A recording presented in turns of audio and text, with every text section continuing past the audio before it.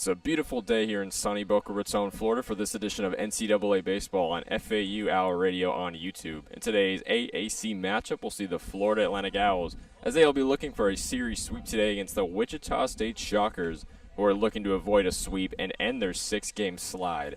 I'm Nathan Korst. Joined alongside me is Nick Turok. Happy to have you with us. So for FAU, after dropping 2 out of 3 games in the Memphis series just last week, as well as losing at Miami on Tuesday, they have responded with 2 straight dominant victories over the Shockers in the past 2 days. And unfortunately, they are dealing with some injuries, Nick. So tell us a little more about FAU's injuries. Yeah, so FAU, this series, Jake Dewar's been out the entire series. He's been a tough loss, been 428 on the season before he went out, and he's expected to miss the rest of the season with a foot injury. And last night, after a grand slam, Pat Ward went down with injury on a celebration, was jumping up, looked like he hurt his legs, so not full confirmation on what exactly the extent of that injury is, but he's not starting today, won't be in the game, so he's going to be a big loss as well. He's batting .315 on the season and had a grand slam last night, so that's going to be a big loss for FAU out there today. But they're going to come out there and see what they can do. No doubt. And with those injuries, seeing a little bit of a different starting lineup for John McCormick and his guys today, with catcher Aiden Garcia in the 4-hole spot, right fielder Danny Baez in the 6-hole spot, and in the designated hitter spot, you got Emilio Gonzalez. So that will be interesting to see as well, how FAU can – we'll see if they can sweep the series today with that brand-new starting lineup. The starting pitcher for Wichita State today will be sophomore right-hander Brady Hamilton, who will make his 11th appearance and start on the mound this season for the Shockers. And for FAU, starting on the mound will be freshman right-hander and Boca Raton native James Littman, attended West Boca Raton High School. He has a 2-1 record so far this season, and he will make his 10th appearance and start on the mound for the Owls today. Well, when we return, it'll be the starting lineups and the first pitch here in sunny Boca Raton, Florida, between Florida Atlantic and Wichita State, right here on FAU Owl Radio on YouTube.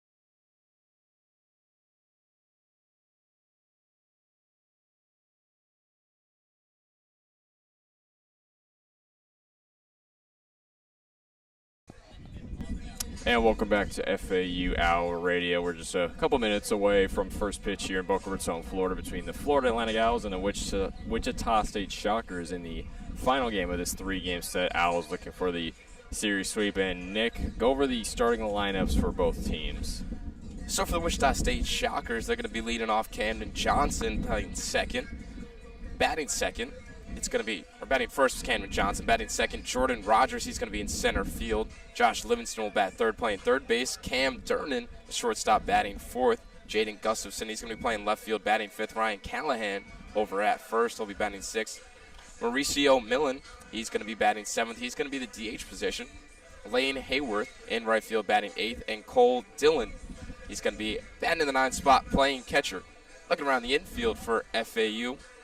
From left to right, Nick Romano over at third. At shortstop, Randall LaRue. John Martinez at second. And Jake Millen over at first. And from left to right in the outfield, John Schroeder, Marshall Lipsy. And rounding it off in right field is going to be Danny Baez with, as we said earlier, James Littman on the mound. He's going to be getting caught by Aiden Garcia. And, of course, as we mentioned, pregame, Owls dealing with a couple injuries to a couple of key players, Jake Dewar being the most notable one there, the TCU transfer. So it's expected he's going to miss the rest of the season with a foot injury. As you said, he missed the entire Memphis series, of course, missed the road Miami game this past Tuesday. And then just last night, after Patrick Ward hit that grand slam to give the Owls the lead in the seventh inning, after celebrating with his teammates, landed on his foot a little awkwardly, got put in a boot the rest of the game out of precaution, and he will, of course, not be playing today, or at least not starting, but who knows, maybe he'll be put in as a pinch hitter or pinch runner at some point. And we are just about set to go here with the second baseman, Camden Johnson, the left-handed batter, stepping up into the box for Wichita State, and James Littman, the right-handed true freshman, on the mound now for FAU. And the Owls looking out here in their white and blue home uniforms.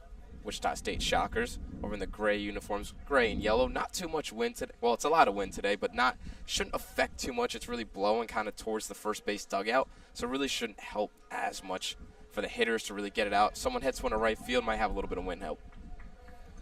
It's been plenty of wind pregame. Hopefully it doesn't keep up, but yeah, as you said, shouldn't affect the game too much. As Littman, here's his first pitch. That one will find the zone for strike number one as he finds the corner.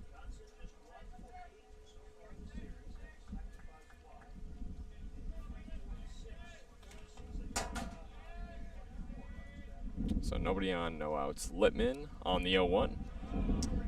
And that one found the zone for strike number two. Check swing there from Camden Johnson on the off speed. And if that wind is able to change and go out to that right field, it could cause some issues for these pitchers, especially versus two lineups that have a decent amount of lefties in there. Littman on the 0-2. That one swung on, blasted, but fouled over the left side of the stadium. So we'll go once more at an 0-2. Slight shift here from FAU on Camden Johnson. LaRue just a couple feet off the bag to the left side at shortstop.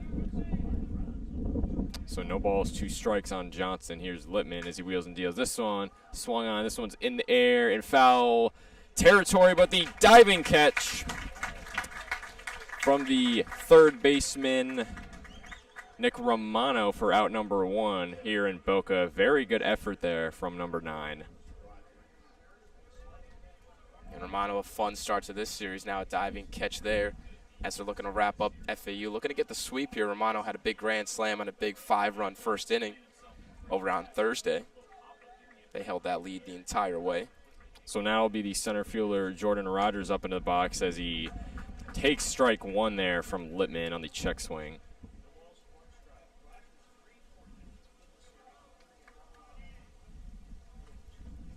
Littman on the 0-1. This one swung on in the air to right field, but Danny Baez settles under it for out number 2 here in the top half of the first. So 2 gone for FAU.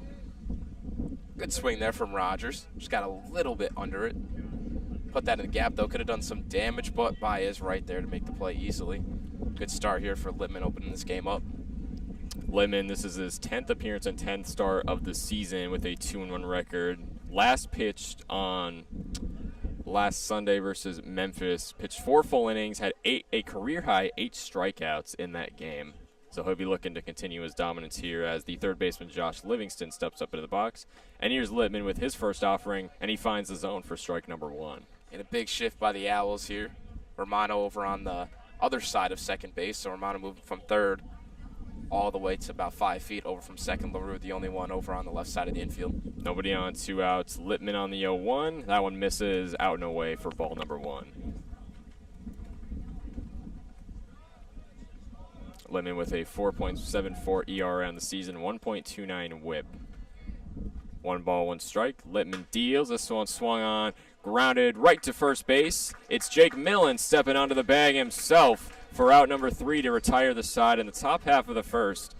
And after half of inning of play, no runs, no hits, no errors, no players left on base from Wichita State. And when we come back, it'll be Marshall Lipsy, John Martinez, and John Schroeder for FAU due up when we return on FAU Owl Radio on YouTube.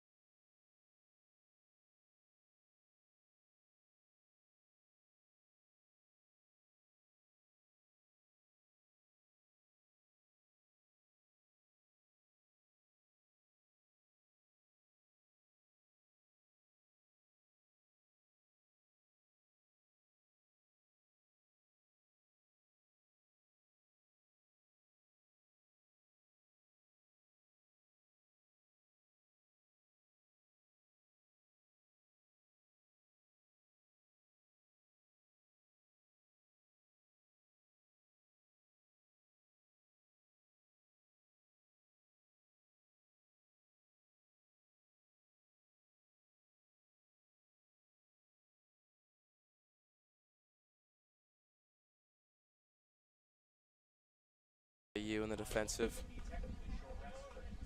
And welcome back to FAU Owl Radio. Just about to start the bottom half of the first inning between Florida Atlantic and Wichita State, where we are scoreless so far here in Boca Raton after the Owls made quick work of the Shockers in the top half of the first with 2 flyouts and a ground out to first base.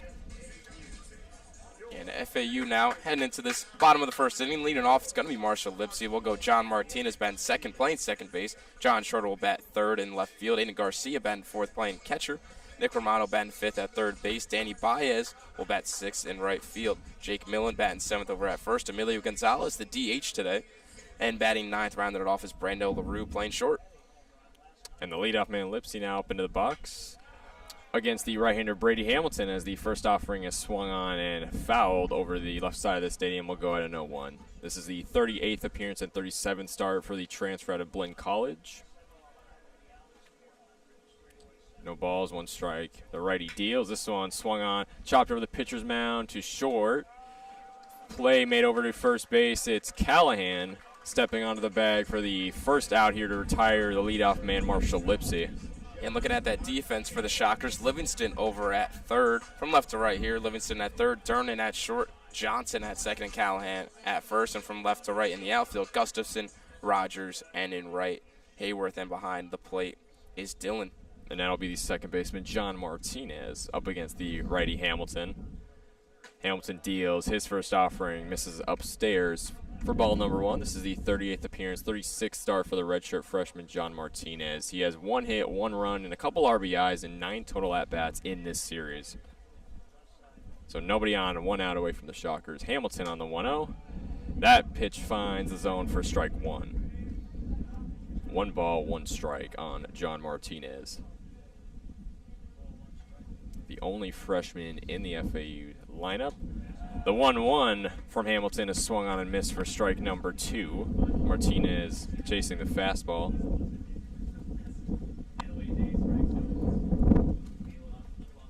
Martinez batting .329 this season. Next pitch is swung on, popped up in the infield, and it looks like it'll be the second baseman Cam Johnson making the catch for out number 2.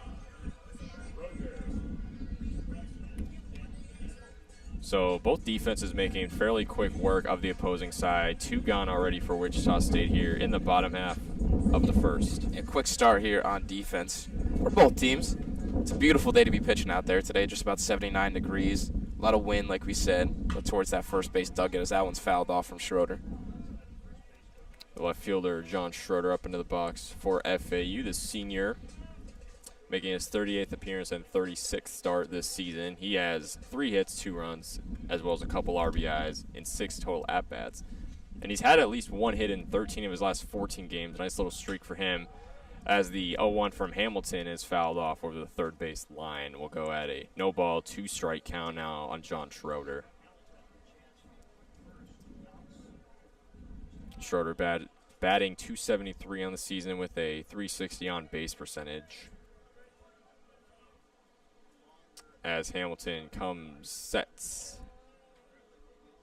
Yeah, just umpire calls time. Yeah, just 7 pitches so far. Start this inning. So making quick work right now is Hamilton. No balls, 2 strikes, 2 outs from the Shockers. Here's Hamilton on the 0-2. That one misses out and away and is in the dirt for ball number 1.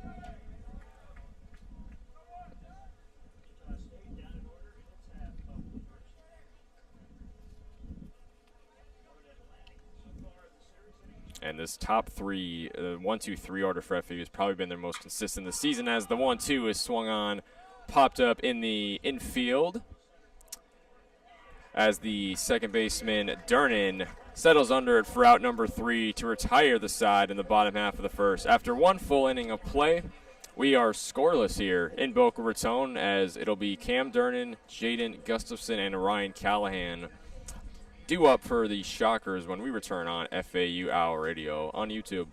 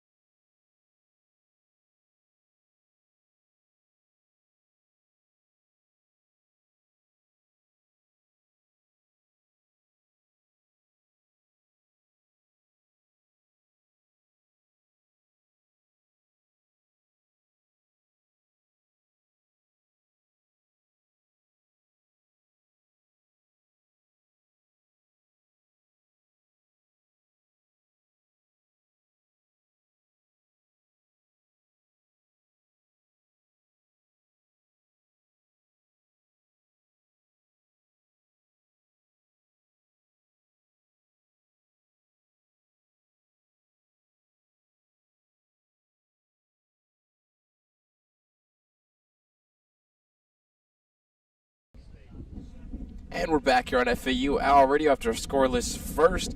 Cam Durnin, shortstop for the Shockers. He's going to come out to lead it off. James Littman, clean first inning, just 9 pitches, so worked through that one quickly. Both pitchers worked very quickly in the first. As we get set for the top of the second, Littman kicks and fires. Swung on, missed. Off-speed pitch there from Littman. Cam Durnin going off early here, swinging first pitch. Littman looking for some strikeouts here after recording 8 career-high strikeouts on Sunday against Memphis. The 0-1 pitch. That one just misses, low and away. It'll be 1-1. Durnin batting .268 on the season.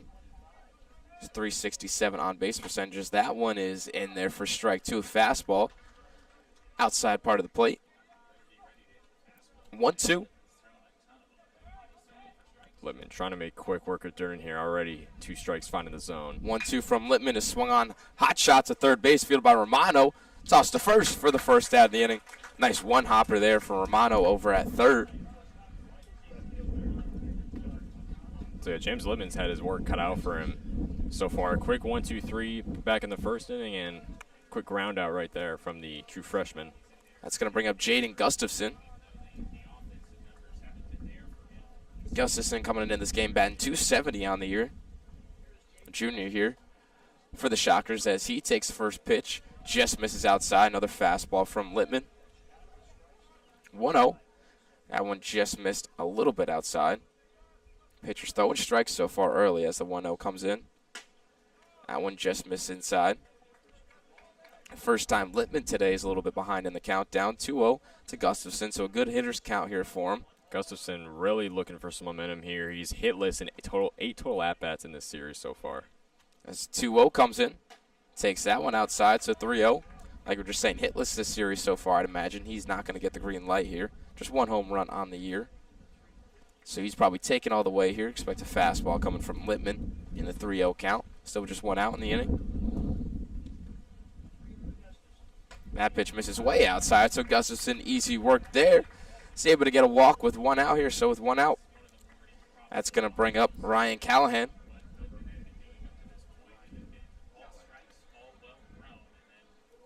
Yeah, let's hope that Littman doesn't let things slip away here a little bit with Callahan coming up, who's batting .257 with a .339 on base percentage. Callahan steps in. He's got 19 strikeouts on the year, just 5 walks. His first one over there, checking over at first, is Littman. In there safely was Gustafson. Callahan not much better than Gustafson so far this series. Also 8 total at-bats, 2 hits for him, but nothing too crazy. Littman delivers.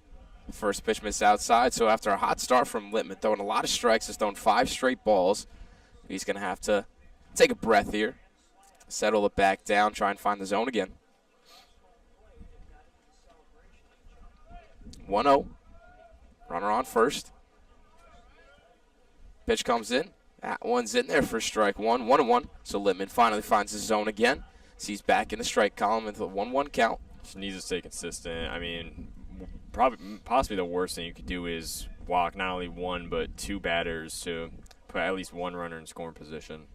1-1. Misses outside. Not really close on that one. And Garcia is going to come talk to Littman, see what's going on here. Was really consistent in that first inning. And I'm sure if you're head coach John McCormick, you're not going to want to go too deep in your bullpen, especially in the third and final game of this series on a beautiful Saturday afternoon. That's exactly what they had to do on Tuesday against Miami. They had to go through, I believe it was either 6 or 7 pitchers in that one game after Joey Abazia got his first start on the season. So I'm sure McCormick's not going to want to do that today. So Littman trying to get back into that zone. 2-1 count. So the first 4 batters of the game was all over the zone, just missing at these last 2 batters. As the 2-1 now comes in. That one's in there for a strike breaking pitch. 2-2. After that quick talk with Aiden Garcia, catcher behind the plate, comes out and tosses strike. So nice job by Aiden Garcia. They're calming down his pitcher. As 2-2. Kicks and fires. That one's fouled off to the left side. Just a little roller. Thought about over there at first base was Gustafson. Was about to take off. Then came back. Always got love a nice little battle between Callahan and Littman here with 1 on, 1 out away from FAU.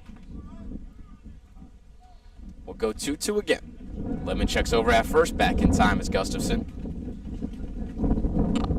Wind's starting to really pick up here at FAU Baseball Stadium. Still in that same direction, though, pointing towards that first base dugout side. Littman sets, kicks, and fires. Swung on another foul ball off to that left side, so we'll go 2-2 again from Callahan. Callahan battling here against Littman, making him throw bunch of pitches here this at bat. He's really surviving here. He's trying to avoid a 2-out situation. I'm sure if you're Gustafson, obviously he got checked at first base just a few moments ago. Probably wants to try to get out of the double play. So we'll now see the 7th pitch of this at bat as 2-2 comes in. That one's fouled off again. Another one, so we'll go. Now this will be the 8th pitch of the at bat now coming from Littman. Beautiful at bat here from Callahan with just 1 out, 1 runner on. 33rd appearance, 30th start of the season now for number 15, Ryan Callahan. And there was movement about 2 pitches ago from Gustafson. Check over at first, thought they got him. Millen thought he was there. That Good was pickoff move. That was awfully close. So was the first pickoff attempt, really, though. Gustafson really trying to avoid a potential double play scenario here. I think McCormick asking for help. See if that second base umpire could give some help over there, but nothing to give. Josh Miller, the first base umpire, was all over it, making the save call on that. Now Littman delivers another 2-2 fouled off. So Callahan fouls off the 8th pitch of the at-bat. We'll go 9 pitches in this at-bat alone. Littman pitched through 9 pitches in the first inning. Now he's already at 9 pitches just to Callahan here in this inning. Good job with Callahan to stay alive and not only continue to make contact. He's trying to find a pitch that he likes and just hasn't quite found it in this at-bat. 2-2 from Littman. That one's hit high and deep to right field. Baez back to the track and makes the play right in front of the wall. Good swing by Callahan, just couldn't get enough of it. Would have been Callahan's first home run of the year for the first baseman. Just quite couldn't get out there. May have benefited from the wind a little bit, pushing it out there a little farther, but Baez right there to make the second out of the inning. Then he finally did find a pitch that he liked, just didn't have quite enough carry on it, but still making good contact there, so still a very good at-bat from Callahan nonetheless. So Mauricio Millen steps in. He's the DH today, batting .301 on the year.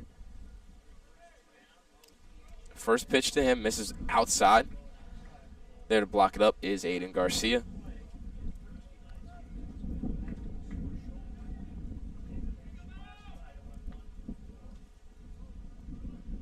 (1-0), 2 outs. Runner at first is Gustafson. Pitch from Littman, blocked up by Garcia. Gustafson definitely thought about taking off there for a second, but he decides to stay put at first. It's a 2-0. Littman looking to find the zone again. Back-to-back hitters now where he's gone down 2-0. 2-0 pitch. That one just misses a little bit high, just above the letters. And 3-0. Millen, the 5'11 senior at El Paso, Texas, got some action yesterday. 1 hit and 4 at-bats for the Shockers. 3-0 count here. Hayworth on deck. 3-0 pitch. In there for a strike. Littman finds it. So we'll go 3-1 here. Runner over at first. Shouldn't see movement from Gustafson on this pitch.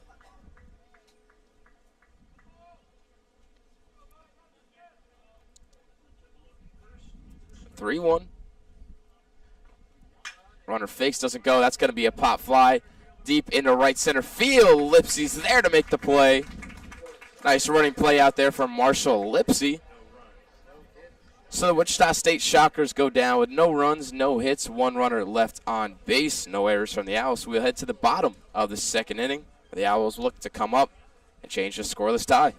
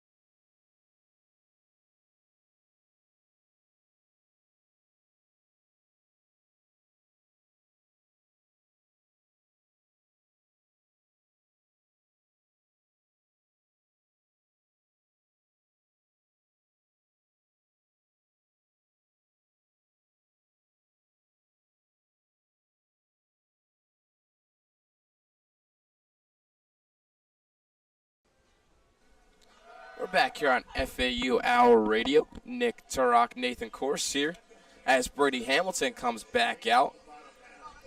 Scoreless game here in the bottom of the second inning. It's going to be Aiden Garcia, Nick Romano, and Danny Baez up for the Owls. Catcher Aiden Garcia steps in, batting .286 on the season, 5 home runs, 23 RBIs, and 84 at-bats. And it's been an up and down year for Brady Hamilton. Just kind of really inconsistent would be the only way to put it. Obviously, he forced a couple of flyouts and a ground out in his first stint at the mound, but we'll see what he's made of here. First pitch misses a little bit outside, 1-0. Aiden Garcia batting from the left side here. Slugging .500 on the year with a .974 OPS. 1-0. Takes that pitch. 1-1. And Garcia, 2 hits, 3 runs, a homer, as well as a couple RBIs and 7 total at-bats in this series. 1-1 pitch. He takes that one outside. Shift on here for the Shockers. Turning the shortstop, about 2 feet over from the second base. Second base bag. Johnson over in right field. Shallow right field. Just a couple feet back from the infield. 2-1 to Garcia. Pitched in there for strike 2. Garcia thought it was a little low. Home plate umpire today, Kelvin Boltron. On there, seeing that one as a strike. So it'll be 2-2 to Garcia, leading off this inning. Leading off the bottom of the second here. Delivers 2-2. Garcia rips it right to third base. Perfectly there is Livingston to make the first out of the inning. And that ball was smoked. Yeah, Garcia is a guy that can really hit for power. Found a pitch that he liked right there. Unfortunately, just right into the glove of Livingston there at third base. So that brings up Nick Romano. Mentioned he had a grand slam in game 1 of this series on Thursday night. Owls have had a grand slam in both games this series. Both times it was able to give them a lead. So see what Romano can do here, batting from the left side. Switch hitter as he takes a breaking ball in there for a strike. Hamilton throwing that breaking ball inside of these lefties. Seemingly could be a dangerous pitch, but has gotten away with it so far this inning. No doubt. 0-1. And that one swung on, hit nicely to left field. It's going to drop in front of Gustafson for a 1-out single for Nick Romano.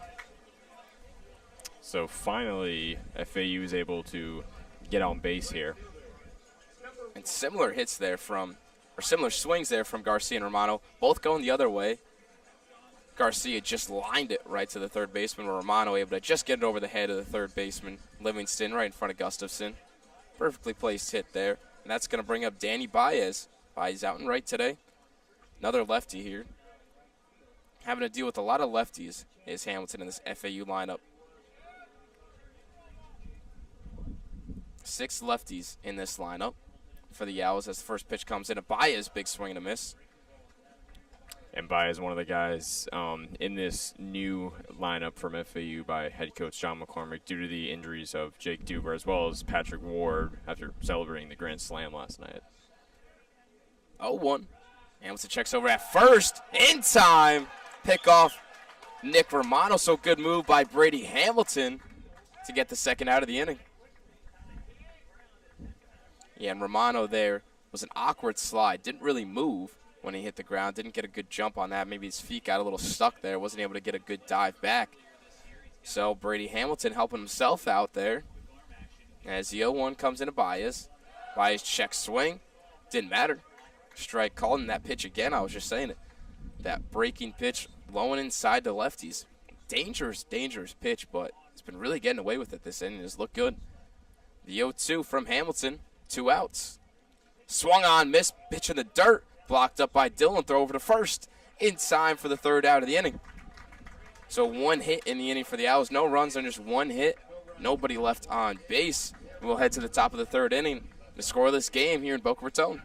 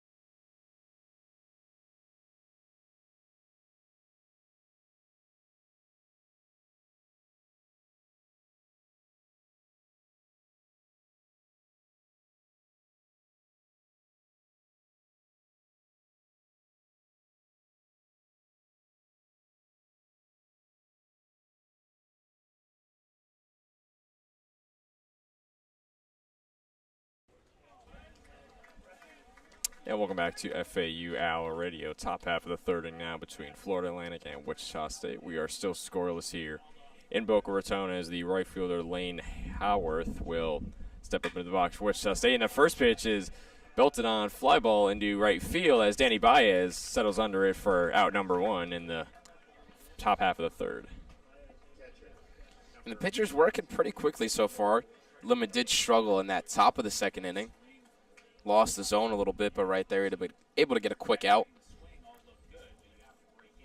Littman, no strikeouts so far in this game, is allowed one walk. So probably need to see a little more from him, but so far has kept it scoreless as the catcher Cole Dillon will step up into the box as he takes ball number one.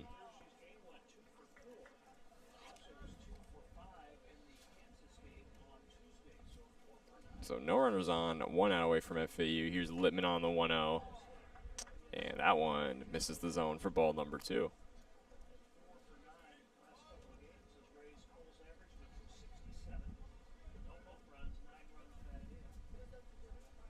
Littman on the 2-0. That one misses down low for ball number three. So Littman starting to let things get away from him just a little bit, struggling to find the zone here. As the 3-0 to Dillon, that one finds the zone for strike number one, so Littman stays alive here in this at-bat. And Littman putting himself in precarious situations here, going down 2-0, 3-0 to hitter is just not a good spot to be. 3 balls, 1 strike. Littman to Dillon. That one finds the zone for his second straight strike, so now we got a full count between Cole Dillon and James Littman. With no runners on, 1 out away from the Owls. As Littman rocks and fires. That one finds the zone for strike number 3. So a tough at-bat from Cole Dillon. Littman comes back from a 3-ball, 0-strike count. So good stuff there from James Littman. Yeah, just Dillon right up there just didn't swing the bat. Went up there, took 6 straight pitches. Eventually right there, that ball was maybe slightly low, but a close pitch there from Littman, able to get the strikeout. That was first strikeout of the night, reverse K right there. That'll turn the top of the order for Wichita State. The second baseman, Cameron Johnson, as the first pitch is swung on. Chopped to first baseman, Jake Millen. Steps onto the bag for out number 3 to retire the side of the top half of the third. And after 2.5 innings of play, we are still scoreless here in Boca Raton between FAU and Wichita State, as it'll be Jake Millen, Emilio Gonzalez, and Brando LaRue due up for the Owls when we return on FAU Owl Radio on YouTube.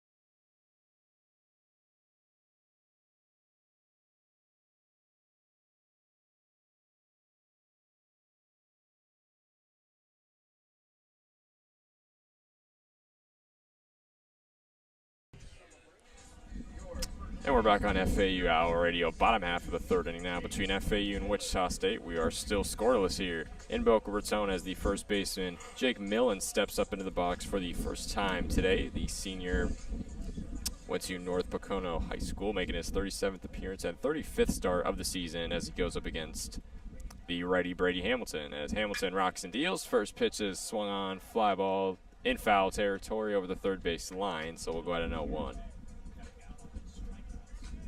And Millen hasn't recorded a hit in his last 4 games in 11 total at-bats after 8 straight games with a hit. So a little bit of inconsistency lately from the first baseman. Hamilton deals on the 0-1. That one swung on, stays fair on the third base line. Here comes Millen rounding first. Should be extra bases. Millen with a leadoff double here in the bottom half of the third. Jake Millen right down the third base line, just barely stayed fair, but good contact there from Jake Millen. Finally records a hit after 4 straight games without one.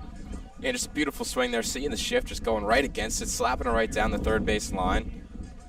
Nice leadoff double. Puts the Owls in a great position here to get the first run of the game. Still scoreless here after 2.5. So that'll bring up the designated hitter Emilio Gonzalez, the left-handed batter. This is just his 6th appearance and 4th start so far this season. As Hamilton rocks and deals for his first offering, and it's swung on and missed for strike number 1. Looked like he might have made a little contact with it, but good grab there by the catcher, Colt Dillon. So no balls, 1 strikes, no outs. Hamilton rocks and deals. That one misses the zone for ball number 1.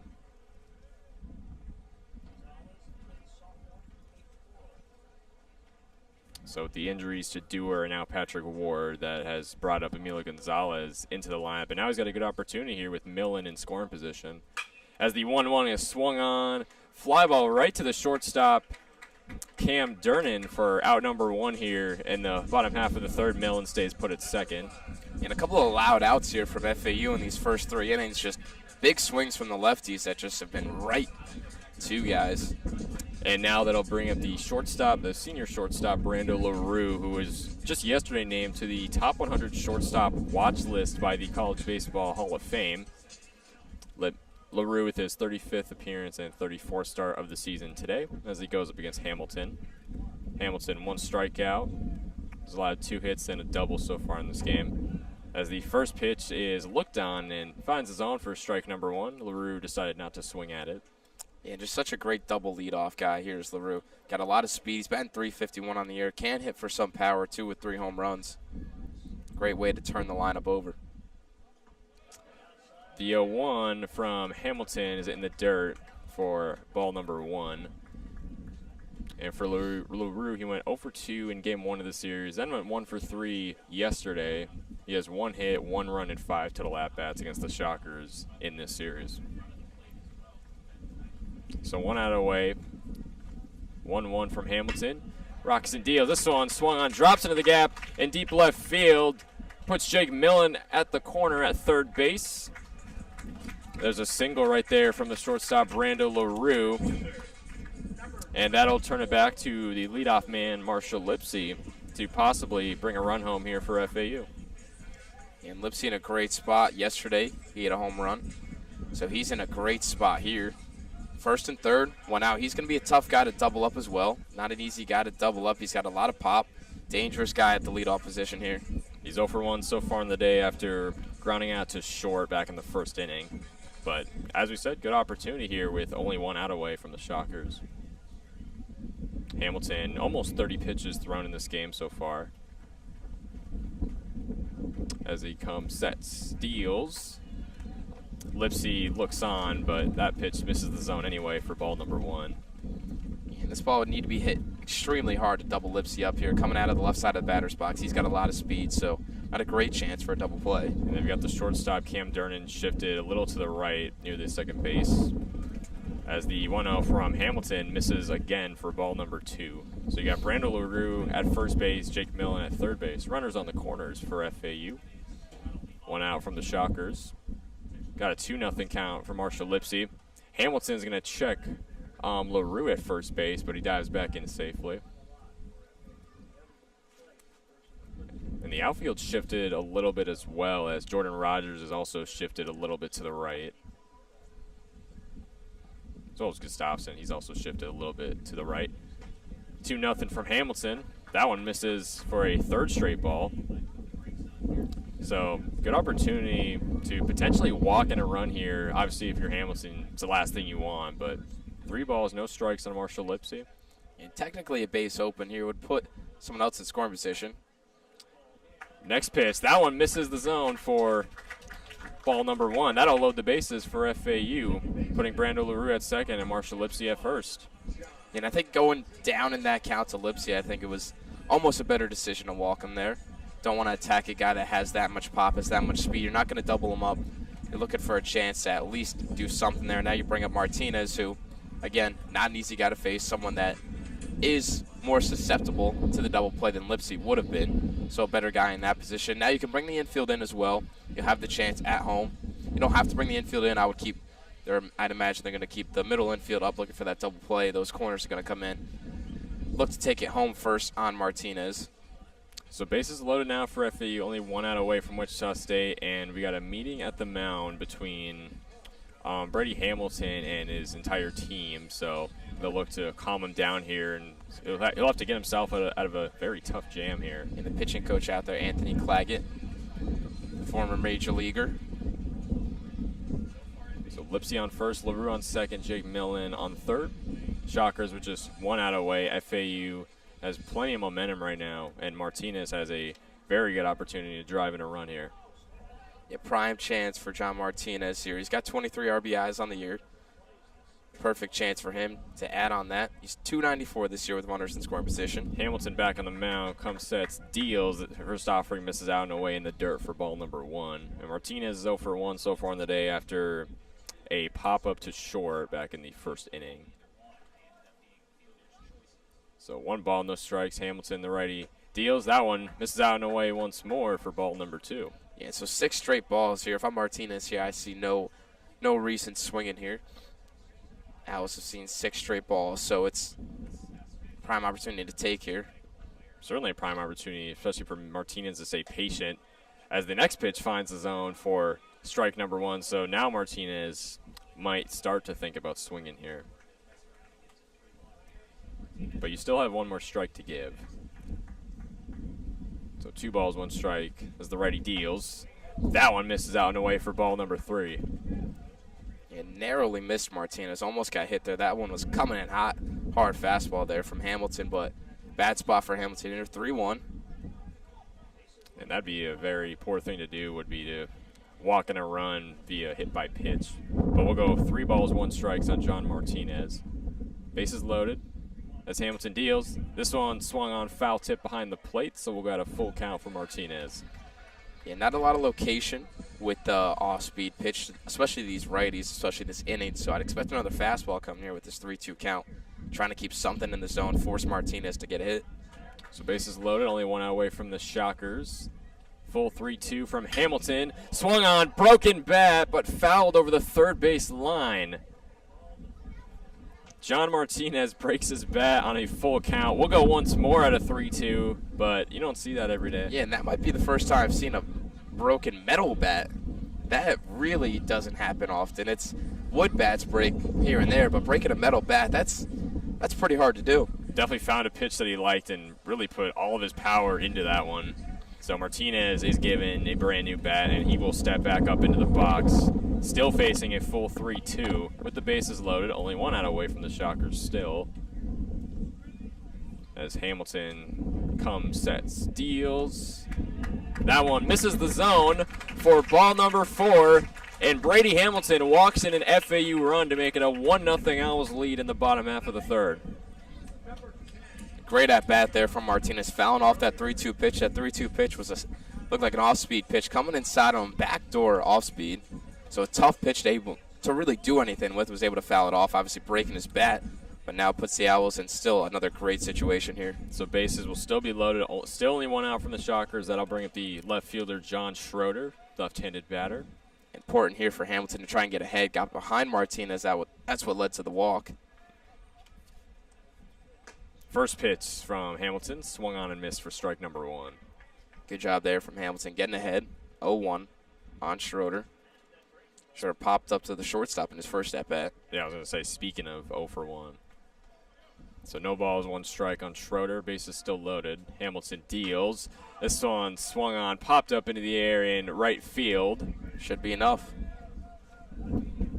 As the right fielder Hayworth comes for the catch, but Brando LaRue does come home off the sac fly to make it a 2-0 Owls lead in the bottom half of the third. They 2-out sac fly from the shortstop as he scores for FAU. A great at-bat there from John Schroeder, just getting enough on that one. A lot of speed from LaRue, so it didn't need to be that deep of a pop fly, but plenty deep enough, not even a throw home.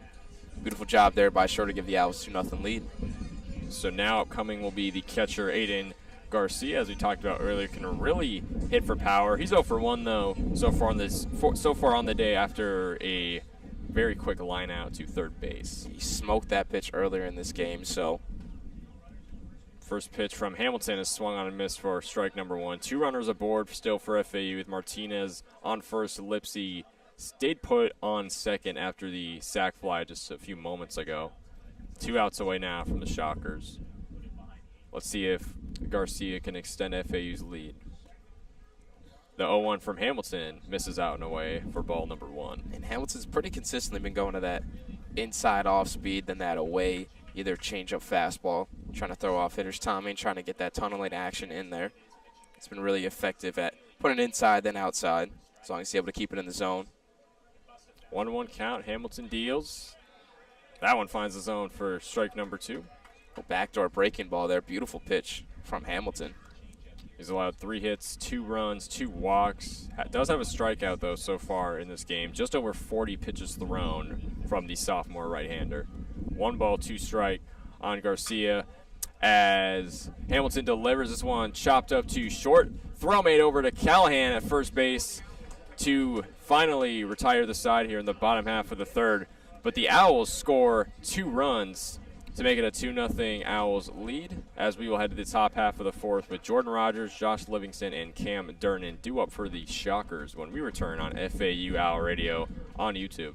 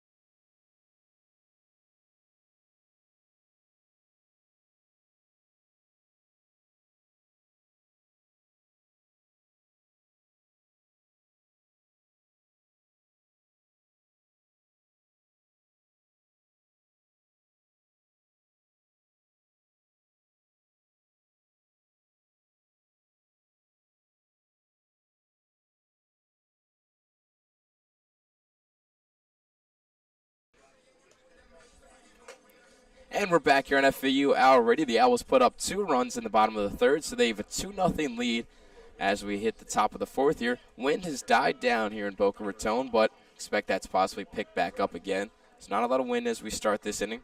Rogers leads it off here for the Shockers. Jordan Rogers flew out to right field in his first at-bat. And now we get another look here at the freshman, James Littman, as deals his first offering and it misses out and away down low for ball number 1. And that first swing by Rogers over in the first inning was a nice little line drive out to right field. Just got a little under it as the 1-0 comes in. That one smoked out of play into the parking lot. A little early on that pitch was Rogers. And the Shockers have drawn 1 walk so far in this game to get on base, but they are 0 for 9 so far. They have not recorded a hit so far to FAU, who is 3 of 10, batting .300. 1-1. Swung on high fastball, can't connect. Littman throwing heat so far in the top half of the fourth. Hopefully he can find some consistency to find the zone. Struggled a little bit in the last inning. The 1-2 misses way up high. Try to go that high fastball again to Rogers. Rogers not biting on that one, just a little too high. Makes sense, though, because Rogers swings 2 times in a row, 2 fastballs, so good stuff there. 2-2 pitch. That one just misses low. Lemon was looking for that one. So we'll see what Littman goes here with a full 3-2 situation up against Rogers. A little bit. It's been not totally consistent behind the plate. Kelvin Boltron there. I'd expect something off speed here. 3-2. Swung on and missed strike 3. Littman gets him to go down swinging for the first out of the inning. And that low pitch has been a little, I want to say, inconsistent today from the whole plate umpire. It's just been, Boltron has been a little hit or miss with that one. Those low ones are sometimes a strike, sometimes not there. But now that's going to bring up the third baseman. Livingston, he grounded out to first base in his first at-bat, so he's 0 for 1 today. Batting .286 now on the season. That's a big shift over there. Nick Romano slides over to the other side of second base from third as that one's taken low. So Romano basically playing second. LaRue is going to be the only guy on the left side of the infield.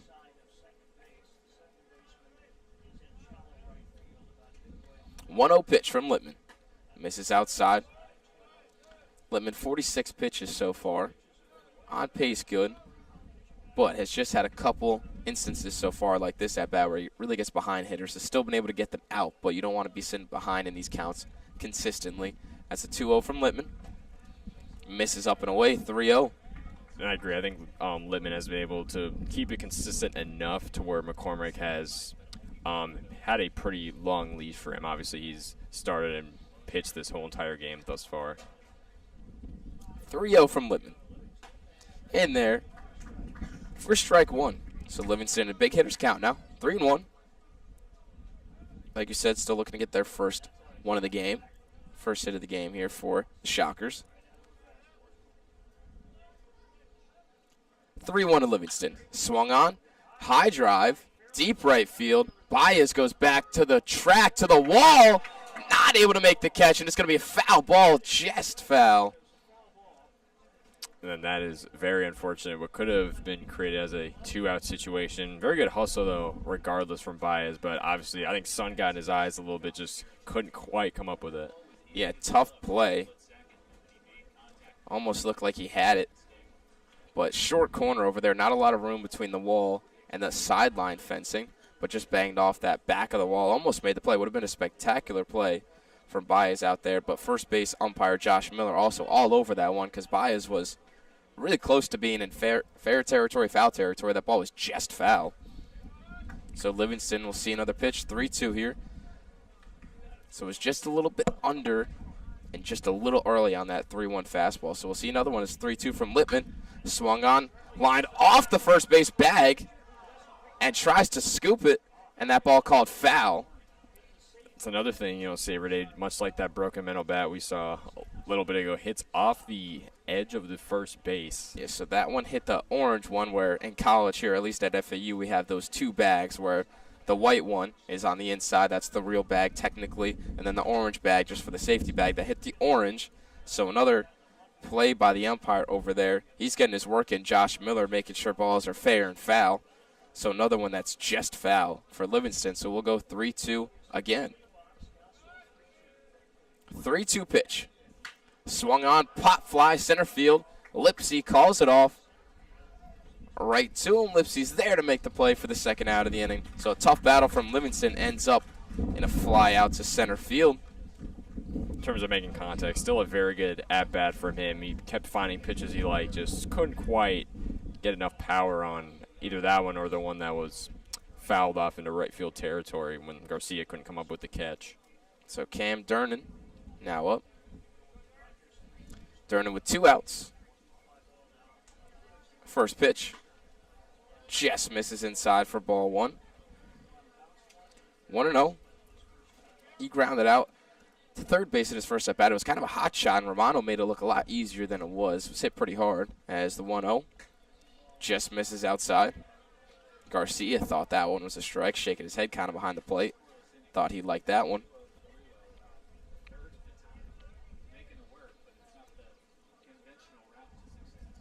2-0 pitch from Littman. Swung on another hot shot to third base. Romano not able to get there. That's going to be the first hit of the game.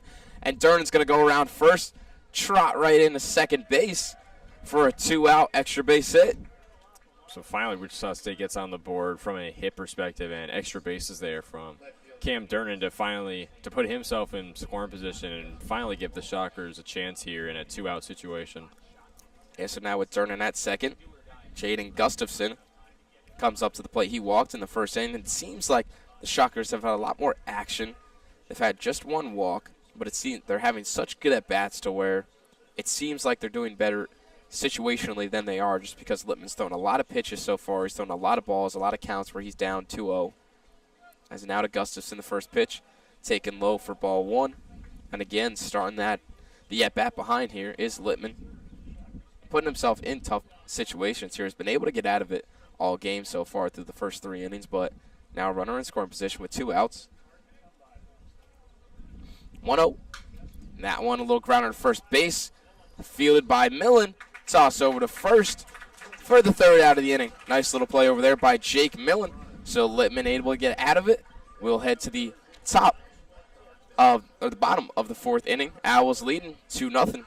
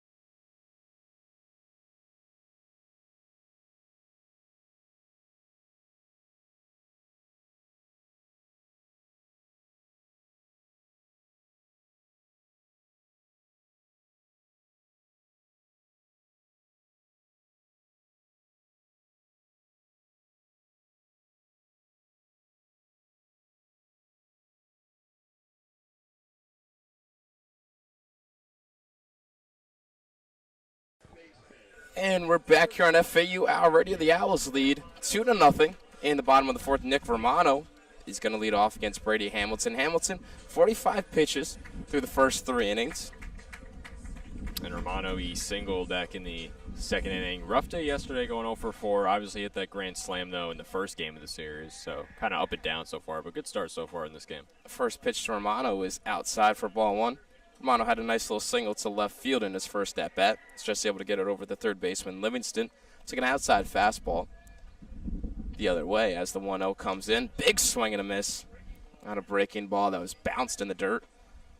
So now changing that way that he's been using that breaking ball. Those first couple innings, he put that breaking ball for a strike, and now he's been putting it under the zone, getting some swings and misses from the Owls. It's the 1-1. Another breaking ball just misses inside to Romano, so it goes back-to-back breaking pitches inside. Able to get a swing and miss, and then a take there from Romano.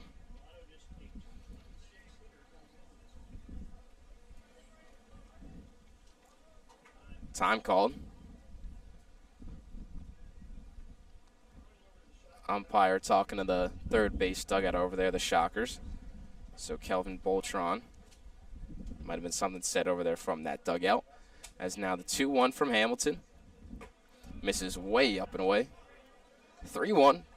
Big hitters count here for Romano. Batting .234 on the season now. 3 home runs. 3-1 from Hamilton. That pitch just misses outside for ball 4. Couldn't get the call. Was Hamilton, so a leadoff walk for Nick Romano. And that'll be the 3rd allowed walk in this game so far from the sophomore right-hander, as him and the shortstop, Cam Durnan, say a couple words to each other of encouragement. So now Danny Bias steps in. He struck out in his first plate appearance back in the second. So the runner on first, nobody out. Third baseman playing on the grass here, Livingston. Shift from the Shockers. Turning right behind second base. Second baseman shows bunt, bunts it down the third base line. Lets it go, and it rolls foul. Beautiful play, smart IQ play from Livingston. Seemed like a good bunt, but just rolled off the lip of the grass and rolled foul. And to the naked eye, it seemed like that would have stayed fair, but obviously Livingston saw it different. As you said, great IQ play there to make it keep it a 0-1 count. Yeah, it just got right off that lip of the grass, pushed it a little bit foul. So really smart play from Livingston, so we'll see the idea here. 0-1. Good show bunt again. Livingston again playing on that grass.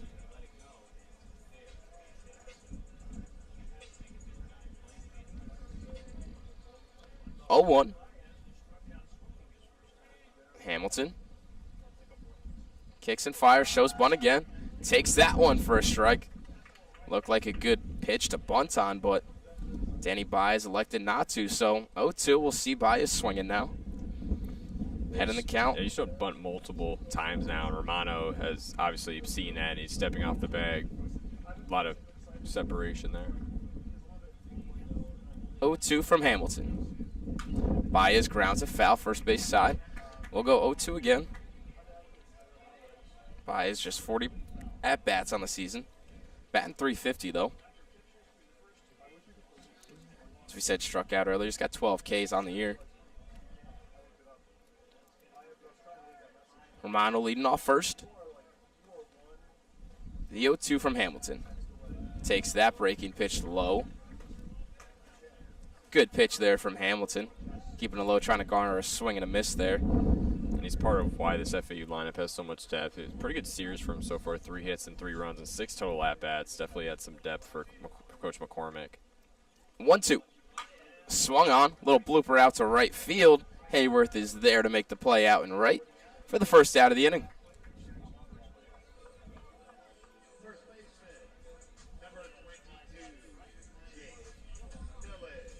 That's going to bring up Jake Millen.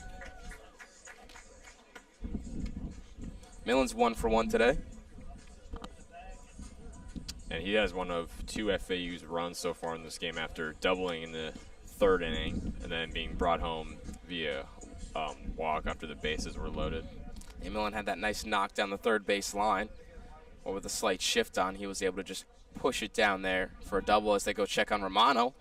Romano back there safely. Romano got picked off earlier in this game. We said he kind of got stuck while trying to slide. Couldn't just make it back to the bag, so he's going to be a little more careful over there at first base this inning. Definitely look to decrease his lead a little bit off the bag.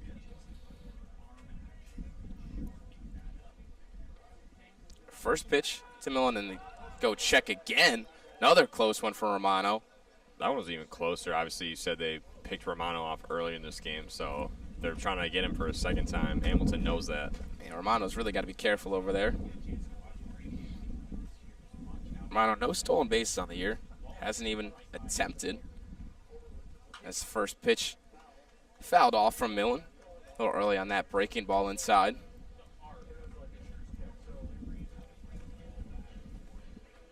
So it'll be 0-1. And with 1 out, bottom of the 4th. Wind's picked back up. Again, going towards that first base dugout, so balls to right field. I'll have a little more carry. The 0-1, and they go check on Romano again. Romano back there safely. And not a big lead for Romano anymore. Making sure to be safe in there, but he's definitely getting his work on his sliding right now. Third time has been trying to get picked off this at-bat. The 0-1. Missed outside, yeah, so we've just seen 2 pitches this at-bat and already 3 pickoff moves. Or pickoff attempts. So 1-1. Gonzalez on deck. Millen at the plate. Millen batting .229 on the year. 1-1 pitch is fouled off.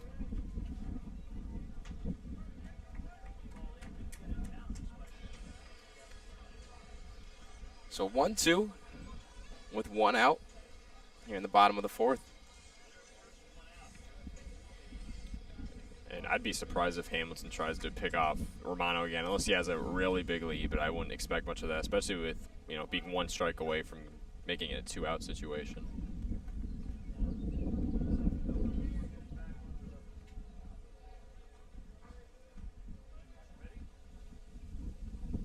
One-two pitch.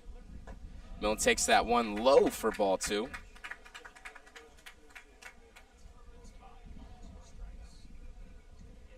A solid at bat for Jake Millen thus far, staying pretty patient, trying to find a pitch that he likes.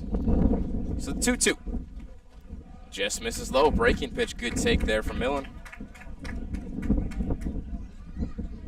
He's got to be especially patient to try and avoid hitting the ball into a double play situation, which would retire the side. 3-2. 1 out. Romano could see movement over there, but careful not to get picked off again. 3-2. Pitch in there for strike 3. Catches the outside corner. Millen thought it was ball 4, but just caught that low and away corner for the second out of the inning. That's going to bring up Emilio Gonzalez. Gonzalez lined out to the shortstop at his first at bat. Hit it really hard, but not able to get a knock on that.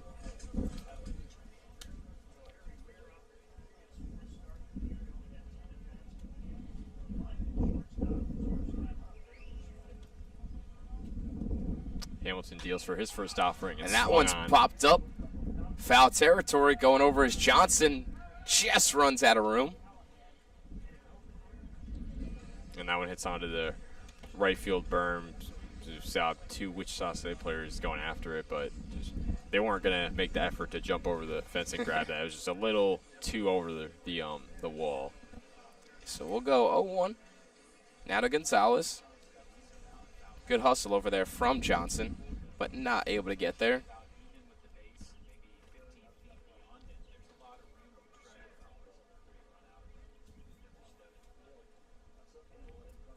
Oh, 1. Grounded over to second. Johnson there to make the play in shallow right field for the third out of the inning.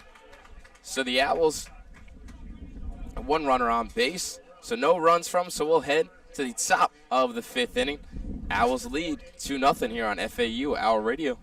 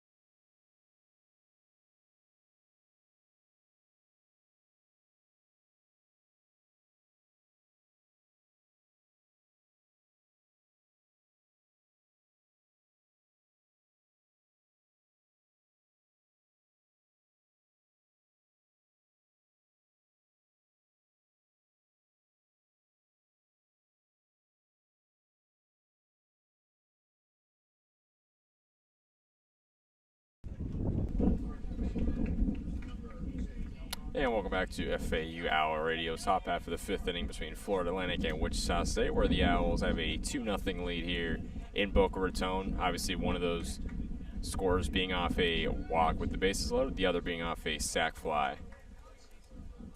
As the first baseman, Ryan Callahan, the left-handed batter, will step into the box for the Shockers. No outs, nobody on. Lippman deals his first offering. That one's out and away for ball number 1. Callahan 0 for 1 so far in the day after a line out to deep right field back in the second. Lippman on the 1-0. This one's blasted into center field, but it's the leadoff man, Marshall Lipsy, tracking it down for out number 1. Yeah, it's been a pretty easy day for Lipsy. He had 1 hard play, in the first inning where he had a run in that right center gap, but he's had about 2 other balls that come to him that he almost didn't have to move for. Just popped it right up, stayed in that center area, and just walked right over to him, made the play. That'll bring up the designated hitter, Mauricio Millen. So righty versus righty matchup. As Littman deals his first offering, that one misses out and away for ball 1.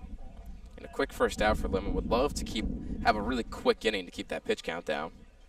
2 strikeouts so far today. Has allowed 1 walk, 1 hit, 1 double. Littman on the 1-0. Unable to find the zone once more. 2 balls, no strikes on Mauricio Millen. Another time he's down 2-0. There's Littman on the 2-0. That one finds the zone for strike number 1.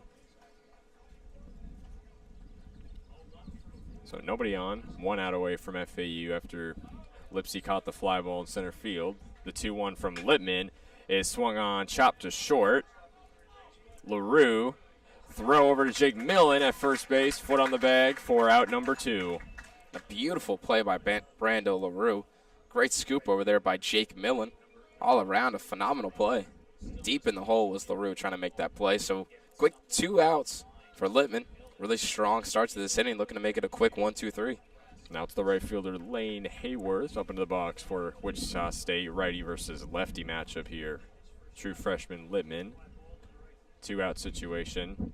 Deals his first offering as he gets Hayworth to swing and miss for strike number 1. Wichita State just 1 hit so far in this game from Cam Durnan a little while ago. Littman on the 0-1. This one swung on, popped up infield. Catcher Aiden Garcia tracking it down in the sun. Gloves it for out number 3, and that'll retire the side in the top half of the 5th. After 4.5 innings of play, it is still a 2-0 Owls lead here, and it'll be Brando LaRue, Marshall Lipsy, and John Martinez due up for FAU when we return on FAU Owl Radio on YouTube.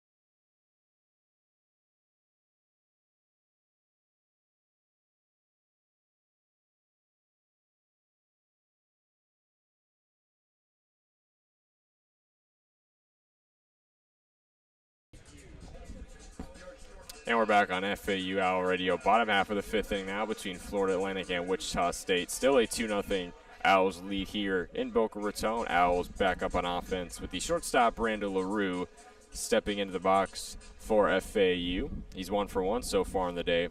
Has one of 2 FAU's runs in this game after singling back in the 3rd inning.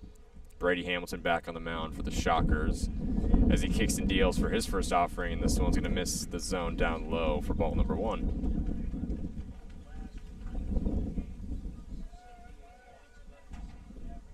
So 1 ball, no strike. Hamilton fires. This one swung on, drops into the gap in left field. Base hit for the shortstop, Brando LaRue. Leadoff single here in the bottom half of the 5th to put a runner aboard for FAU. Yeah, and LaRue's just making it kind of look easy today at the plate. Just 2 easy little knocks into left field for 2 base hits. Just load up, just knock it right to left field, right in front of the left fielder. Easy enough. So his 2nd single of the game. He's 2 for 2 now on the day. Very good day for the shortstop. Obviously, as I mentioned before, was named to the top 100 shortstop watch list by the College Baseball Hall of Fame just yesterday. That'll turn the batting order back up to the center fielder Marshall Lipsy, who is 0 for 1 in the day. Took a walk in the third inning and then grounded out to short back in the first. One runner on. Hamilton kicks, fires. That one finds the zone for strike one.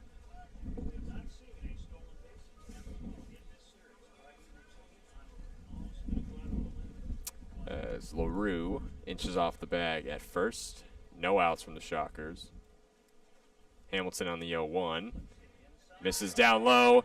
LaRue takes off for second. Brando LaRue steals second base as the pitch from Hamilton was in the dirt. The catcher wasn't able to grab it for a couple seconds, so that gave plenty of time for Brando LaRue to tag for second. Yeah, great jump by LaRue there. It didn't get away from Dylan that much. It actually stayed right under him, but wasn't able to find it. So great jump, put himself in scoring position. Now he inches off the bag at second. Hamilton bunted on by Lipsy. LaRue goes to third. Lipsy is grounded out at first base, but Brando LaRue puts himself in prime scoring position at third base with a no-out situation, but 1 out away now from Wichita State. Marshall Lipsy grounded out to first base on the bunt attempt. A beautiful bunt right there. So he kind of sacrificed himself there to put Brando LaRue at first, so very much a good move there. Movement over there by the infield for the Shockers. Going to that left side is Johnson, so he's playing third right now. Livingston moves over to second.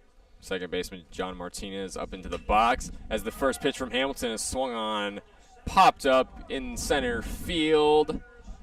Chased down by Rogers, couldn't make the catch. LaRue's tagging for home, and FAU scores off of the error in center field. And it's 3-0 Owls in the bottom of the fifth.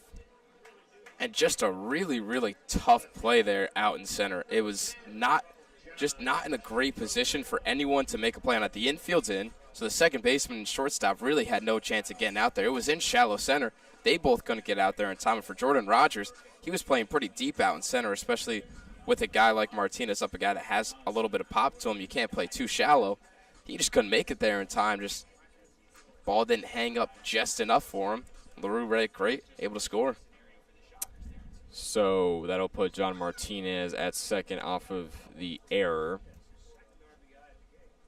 It will count as a double, though, as Hamilton's first offering misses out and away for ball number 1.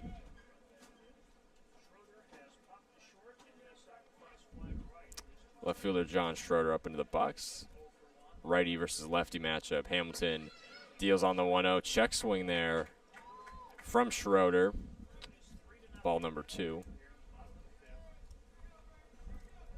So bottom half of the fifth, 1 out away from Wichita State. 3-0 Owls lead.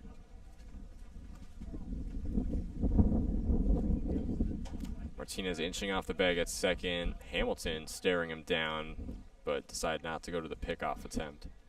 And Hamilton had 69 pitches today, so this could be his last inning. Not totally sure. He's given up 3 runs, but only 5 hits, so he's been pitching pretty consistently good so far. This could be the breaking point right here as Hamilton deals on the 2-0. That one misses out and away again. So we'll go 3 balls, no strikes on John Schroeder. So it's definitely starting to get away from here as he's now thrown 70 pitches today. And there's some action going over there in the Wichita State Shockers bullpen. But 3-0 from Hamilton. That one finally finds the zone down low for strike number 1. No one actually throwing yet in the Shockers bullpen. Just a couple of guys moving around, warming up, stretching a little bit. So expect Hamilton to at least finish this inning. I do see one player throwing. Not sure who that is, though. The 3-1 from Hamilton. Swung on, chopped, hit Hamilton. Quick throw to first base, though, for out number 2. Good contact made by John Schroeder, but unfortunately just didn't work out in his favor. That does put John Martinez, though, at third base. But 2 outs away now for Wichita State here in the bottom half of the fifth. And the pitching coach, Anthony Claggett, just looking to go check on his pitcher, but Hamilton said he was all right there, so no need for the pitching coach to come out there, check on him. So now it'll be the catcher, Aiden Garcia, back up into the box for FAU. He's over 2 so far in the day after a line out to third base and a ground out to short. So he'll be looking to add some insurance runs for FAU. 3-0 Owls. Hamilton First offering misses out and away in the corner for ball number 1. With John Martinez inching off the bag at third.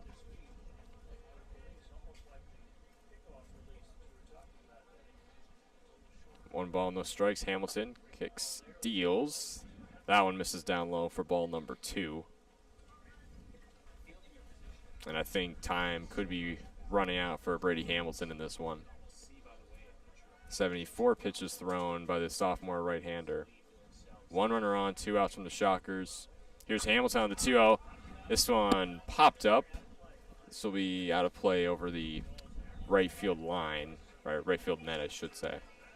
So we'll go at 2 balls, 1 strike on Aiden Garcia.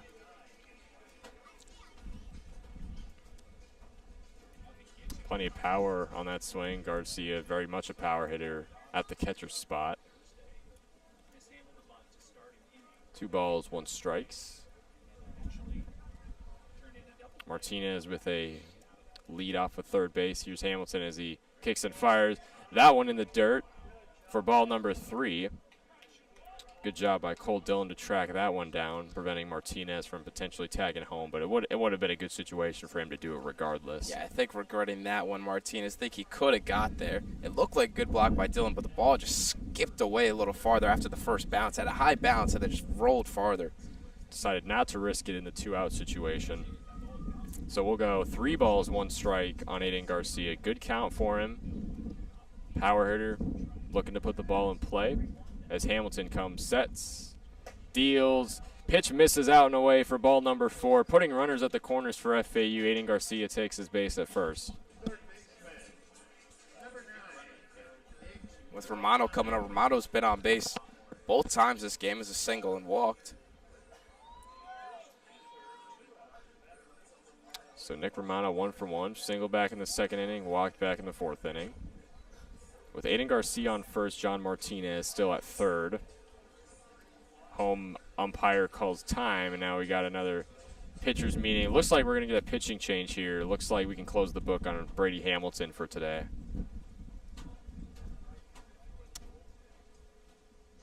I think we are just going Anthony Claggett coming out, the pitching coach. So I think he's going to stay in here, just pitching coach trying to talk him up, let him know what to do in this situation, but also maybe just giving some more time for the bullpen to warm up.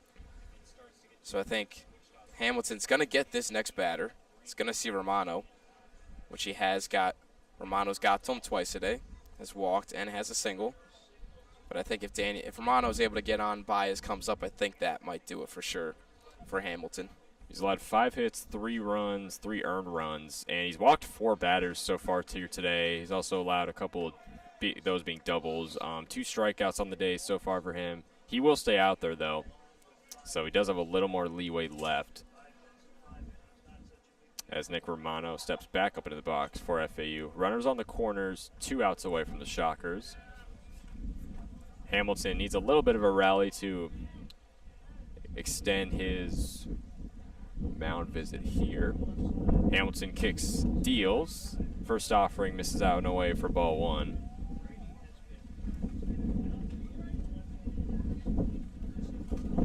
You walked Garcia just a couple minutes ago. Last thing you want to do is load the bases in a 2-out situation. Hamilton on the 1-0. That one misses once more. We'll go 2-0 on Nick Romano. And with the lefty up, that wind really picking up towards right field. Righty versus lefty matchup. Hamilton pitch into Romano. 2-0 count, 2 outs. Hamilton sets, fires. That one misses up and away for ball number 3. So dangerous situation brewing here for Brady Hamilton.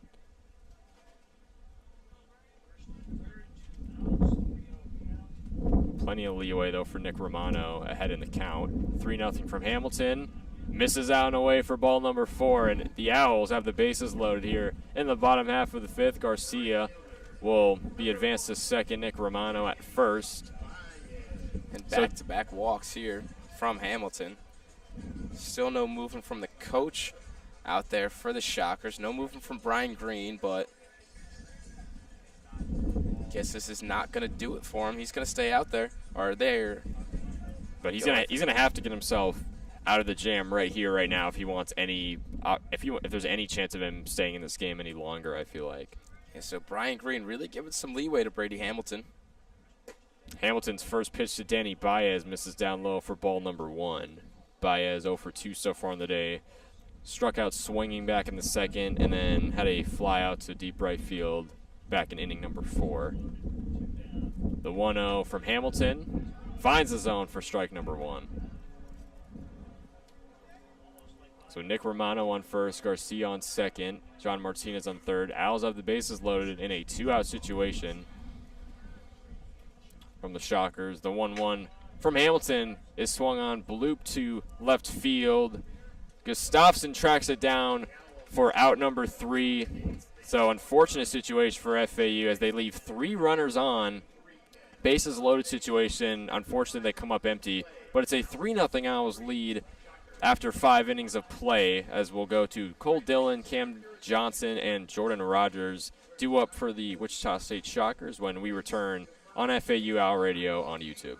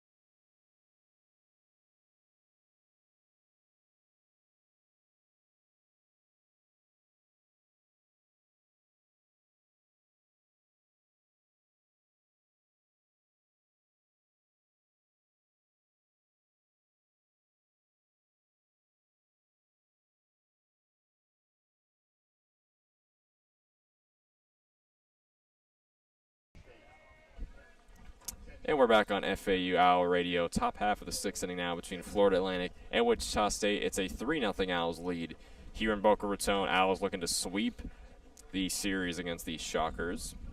Wichita State back up on offense now. The catcher Cole Dillon, right-handed batter, up into the box for the Shockers.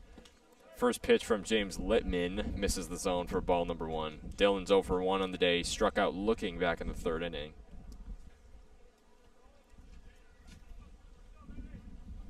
So no runners on, no outs. Littman deals on the 1-0. This one swung on in the air to right field as Danny Baez, the right fielder, tracks it down for out number 1.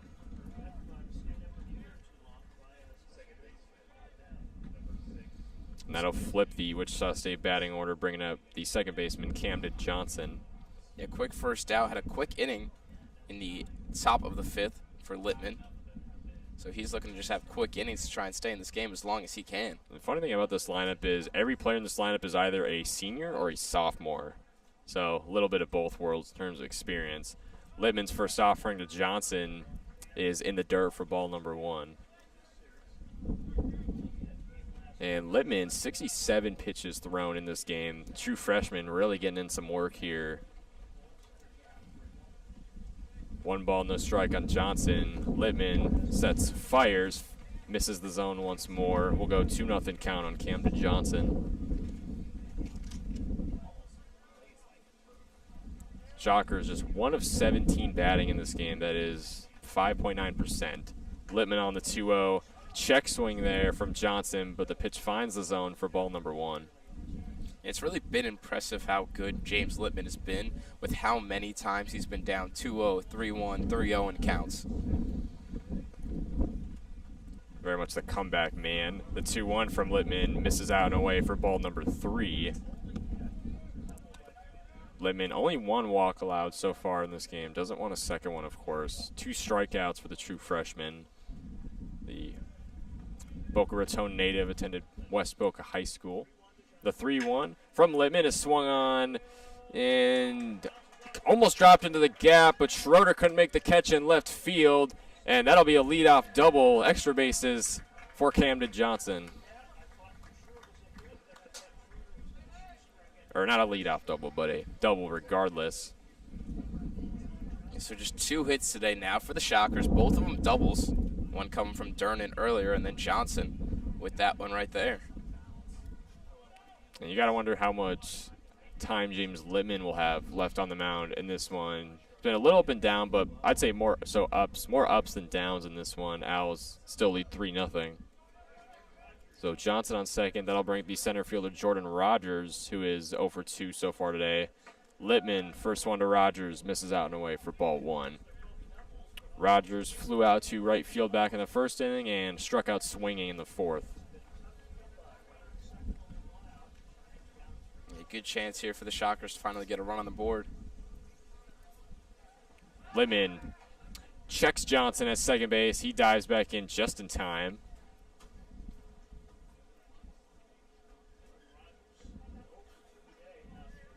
And I can't help but think, going back to that one time when Nick Romano was on first base and he got checked the first 3 times in one at-bat. Littman looking back at second, deals on the 1-0. That one misses outside for ball 2. Johnson was ready to take off for third, but steps back onto the bag. So 2 balls, no strikes on Jordan Rogers. Infield not really shifting at all. Normal formation. Littman deals this one. Grounded, picked up by the shortstop, Randall LaRue. Throw to first base, Jake Millen. The throw not in time. Yeah, it's just going to be a tough play for Brando LaRue. And Rogers over there looks a little shaken up. Slid into first base, dove hard.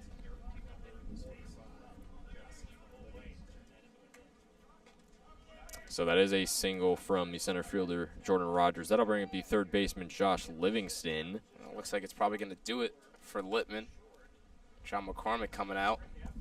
Yeah, that's going to do it for Littman. Just over 5 innings pitched in this game, allowed 3 hits, 1 walk, couple of strikeouts, allowed 2 doubles, 75 pitches thrown, 3/4 of 100. For the true freshman, James Littman, solid outing for the true freshman. We will take a quick break, though. When we return, we'll see who John McCormick puts on the mound here. Top half of the 6th, 1 out away from FAU. Still a 3-0 lead in Boca Raton for the Owls.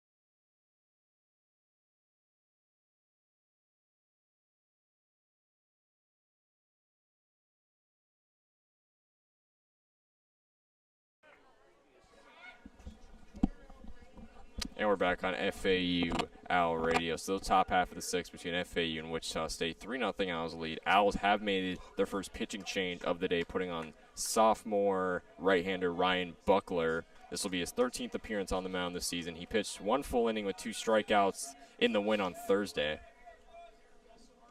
Runners on the corners for the Shockers, 1 out away from FAU. Livingston still up into the box. First pitch from Buckler misses out and away for ball number 1.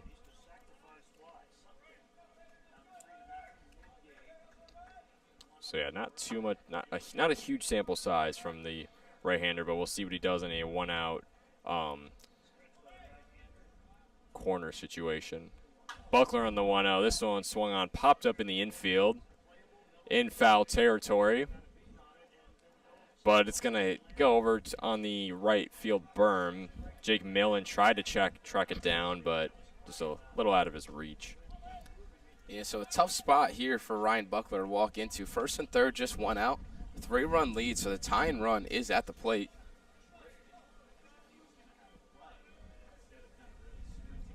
Jordan Rogers on first base, Camden Johnson on third base.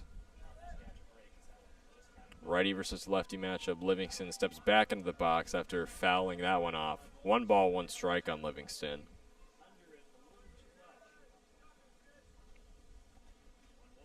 Buckler on the 1-1. That one finds the zone down the middle for strike number 2. Trying to make this a 2-out situation. Shockers batting 158 in this game, 3 hits.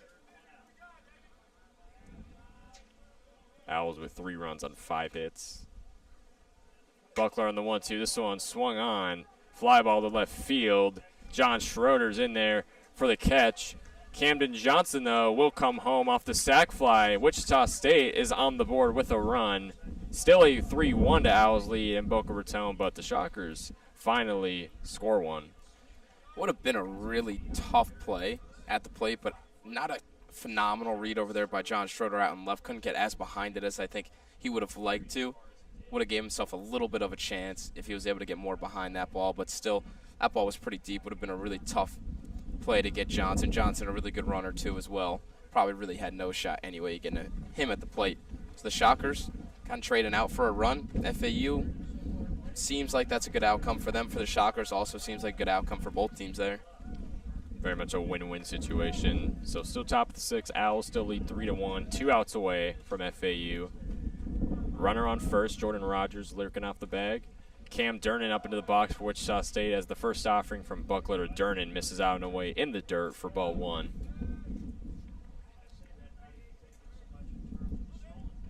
Durnan 1 for 2 on the day, grounded out to third base in the 2nd inning and then doubled back in the 4th inning. The 1-0 from Buckler misses in the dirt for ball 2. Rogers takes off, steals second base, dives in. A phenomenal read over there by Rogers. Saw it bounce in the dirt and no matter what was just going right away. As Jordan Tabachman's going to come out for FAU and talk to Ryan Buckler here. Aiden Garcia, pretty good block there. Just got a little bit away from him, but a phenomenal read by Rogers. I mean, he was off right as it hit the dirt. He was just going no matter what. Even if Garcia blocked it up clean, I think he was still going. And, I mean, smart play there, put himself in scoring position.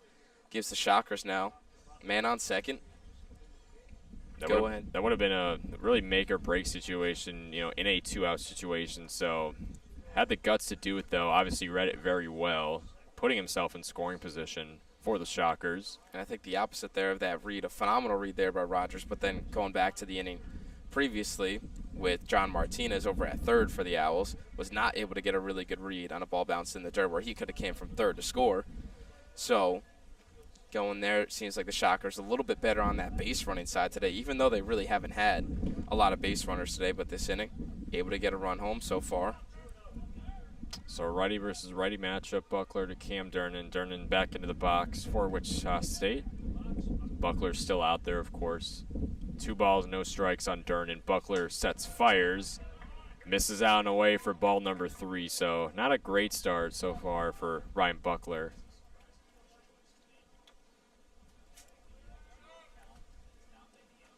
Will be interesting to see how far he can go in this game. 3 balls, no strikes on Durden. Buckler deals. Misses the zone once more, this time downstairs for ball number 4 to put runners at first and second. Yeah, so now the go-ahead run coming up to the plate. It's going to be another pitching change for the Owls now. John McCormick comes back out, so the day for Ryan Buckler is done. So very quick stint for the sophomore right-hander, just 8 pitches in, and we can already close the book on him. So we will take a break here on FAU Owl Radio on YouTube, and we will see who the Owls put out on the mound.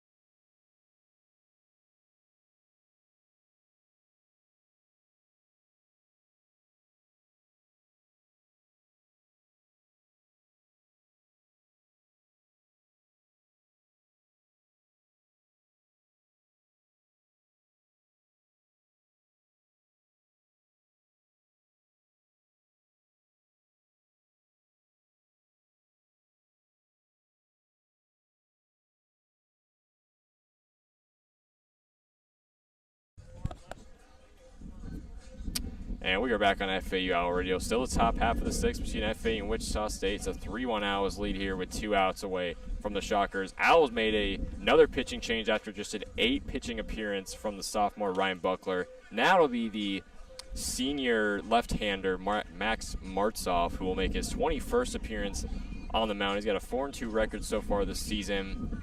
Pitched this past Tuesday on the road against the Miami Hurricanes. Briefly, though, just about 1/5 of an inning, allowing 1 hit and a ball. Or in a walk, I mean. And we're used to seeing Martzoff later in the game, around the 8th or 9th inning, but we get to see him early here in the top half of the 6th. Same exact thing that happened in the Tuesday loss against Miami. We saw him very early on, about halfway through the game. But plenty of experience, left-hander, the senior. 2 runners aboard for Wichita State. Durnin on first, Rogers on second. 2 outs away from the Owls. Martzoff's first offering is foul tipped out of play behind the stadium. And Martzoff in a big spot here. Go-ahead run at the plate now in the top of the 6th. Runners on first and second, 2 outs, so comes in a tough spot.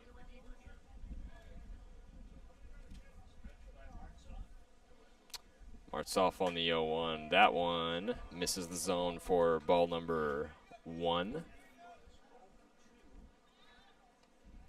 And the Shockers have put on a pinch hitter, putting on Gannon Snyder, the sophomore infielder.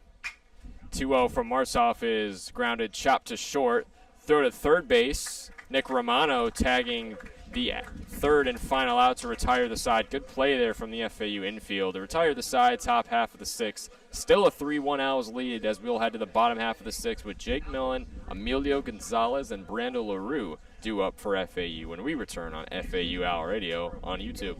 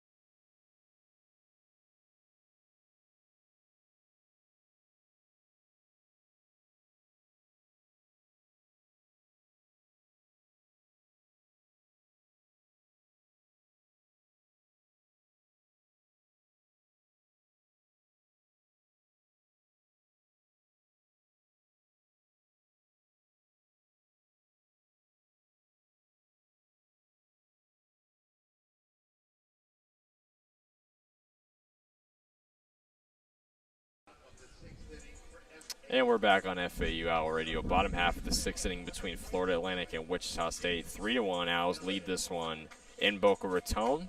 Owls back up on offense now, as it'll be the first baseman Jake Millen stepping up into the box for the Owls. He's 1 of 2 so far in the day. Has 1 of 3 FAU's runs in this game, doubling in the 3rd inning, but then struck out looking back in the 4th inning as he takes strike number 1 from Brady Hamilton. Hamilton still on the mound for Wichita State, has pitched this entire game as he kicks and deals on the 0-1. That one misses down low for ball 1. 1-1 count on Jake Millen. Infield shifted a little bit, shortstop more so around the second base line as the next pitch is fouled off. Foul tip behind the plate over to the FAU dugout. 1 ball, 2 strike on Jake Millen. Owls with 3 runs on 5 hits in this game. Wichita State just 1 run on 3 hits. 1-2 from Hamilton. Foul tip behind the plate again. So 1-2 will go once more with Jake Millen. So you got Cam Durden shifted to the right, pretty much almost right behind second base. And then you got Camden Johnson, the second baseman, shifted way to the right against the lefty Millen. As the next pitch is swung on and fouled off over the first base line back over to the dugout. So we'll go at a 1-2 once more. And Millen putting up another good at-bat here. Has that double earlier, struck out looking in his last at-bat. He didn't love the call on that one.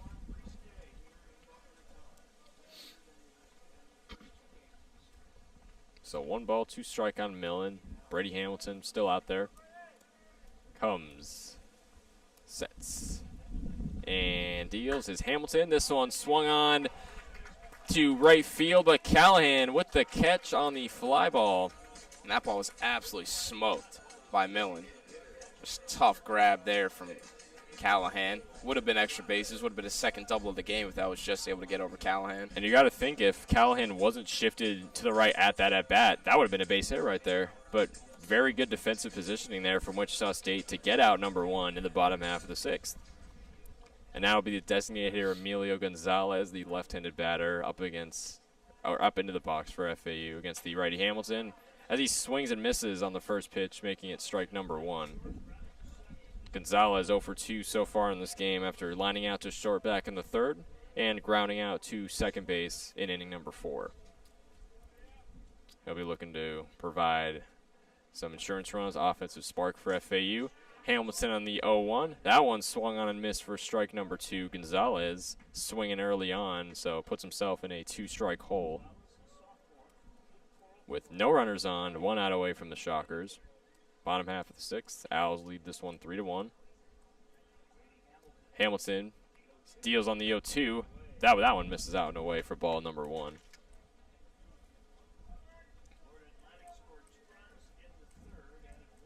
Brady Hamilton just north of 90 pitches thrown in this game. He might just reach triple digits as he deals on the 1-2. That one misses out and away for ball number 2. We got an even 2-ball, 2-strike count on Gonzalez. And Hamilton's done a great job of getting out of jams when he got into them. He's given up those few runs. No runners on. One out as this pitch from Hamilton is popped up in the infield. And it'll be the third baseman, Livingston, settling under it for out number 2 in the bottom half of the 6th. So not a great at-bat for Emilio Gonzalez. Much left to be desired there. Making him 0 for 3 on the day. Now it'll be the shortstop, Brando LaRue, up into the box for FAU, the right-handed batter, up against the righty, Brady Hamilton. And 97 pitches thrown in this game for Hamilton. So 3 more, and he will hit triple digits. And LaRue's made it look easy so far today, just knocking baseballs to left field. First offering from Hamilton to LaRue. Misses out and away for ball number 1. Good day for Brando LaRue so far. 2 for 2 with 2 singles in the 3rd and 5th innings, respectively. And he has 2 of the 3 FAU runs in this game.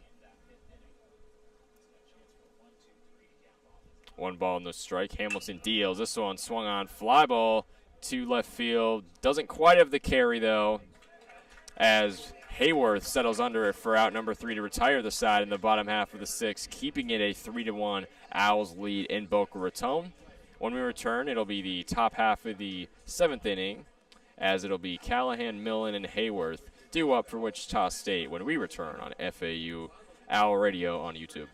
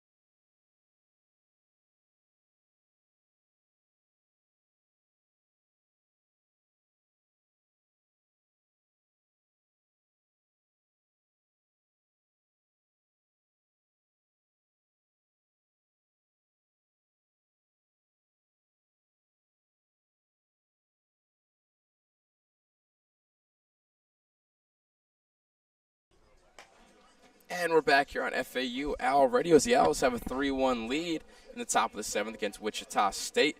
New pitcher for the Owls coming in, Garrett Holgis, steps in. He pitched earlier in the series on Thursday, so his second appearance. He pitched in 1 2/3 innings. He had 3 strikeouts in that game, so he was able to really pump it to Wichita State, get a couple strikeouts. So he steps in this game. Nobody on, nobody out to start the 7th. He'll face Callahan. Ryan Callahan flew out twice in this game so far. He takes the first pitch in there for strike 1. And the 19th appearance for Holgis, the transfer out of UNC Wilmington, played 3 seasons there. And only 27 games total, though. The 0-1. Ball misses low. And he's pitched 17 innings this year for the Owls with a 2.12 ERA. 21 strikeouts in those 17 innings, so it's a big strikeout guy. Only 6 walks, so he's just about averaging above a strikeout an inning. And that pitch misses outside.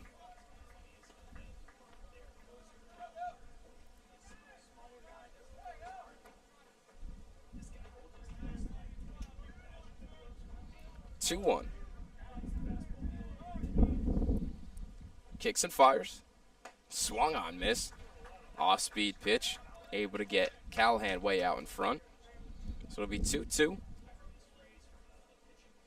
Yeah, Holgis very consistent, as you said, big strikeout guy, 21 Ks so far in the season, and I think this is probably the perfect spot that McCormick could have put him in here in the top of the 7th.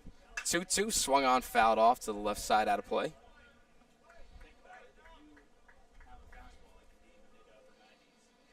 So 2-2. Holgis looking to get a K here. As we said, struck out 3. His first appearance over at Thursday versus Wichita State. 2-2. Holgis fires. Misses way outside. Full count. Into the leadoff hitter, Callahan. Mauricio Millen on deck. This 3-2 count here. Holges sets and delivers. 3-2 is lined to left field for a leadoff base hit. Ryan Callahan starts off the inning. That's going to bring up Mauricio Millen. And that's going to be the tying run at the plate. 4th hit in this game for the Shockers. Really catching up to the Owls, who have 5 hits so far in this game. Wichita State just 1 more recorded at-bat. So the numbers are really starting to catch up with one another. Wichita State looking to storm back here in the top half of the 7th with no outs away from the Owls.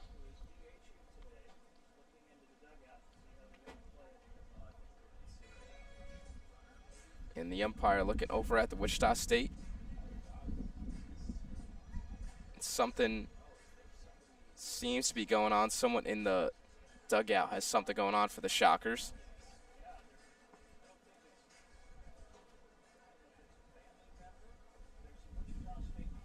Yeah, some Wichita State people are looking for, looks like medical staff here. Ooh. Something going on with someone in that dugout over for the Wichita State Shockers. So when we have some more on what's going on here with this, we will be right back on FAU Owl Radio.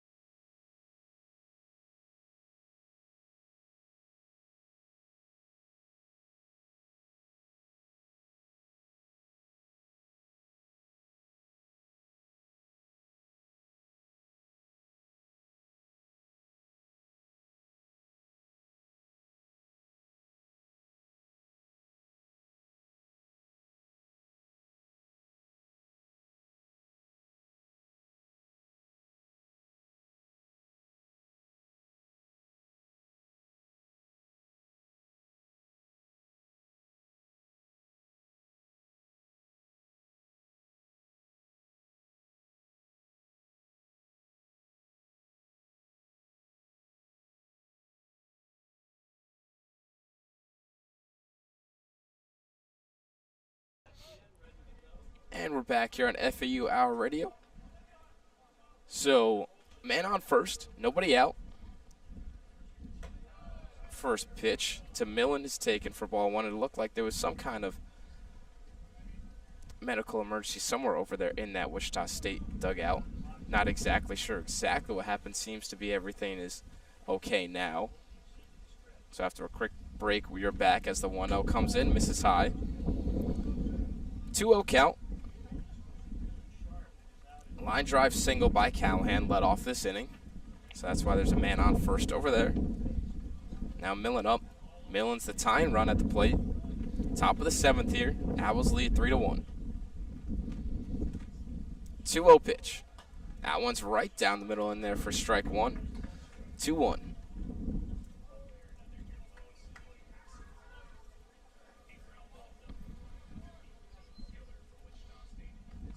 2-1. Holgis sets and fires. That one's a little blooper. And a nice play out there by the second baseman, Martinez. Bloop shot, almost had a chance of getting down, but just hung just enough for Martinez to make a play. Very tough catch in the sun there by the second baseman to put one out away. So 1 out now. Hayworth's going to come up. Hayworth, the lefty, now up.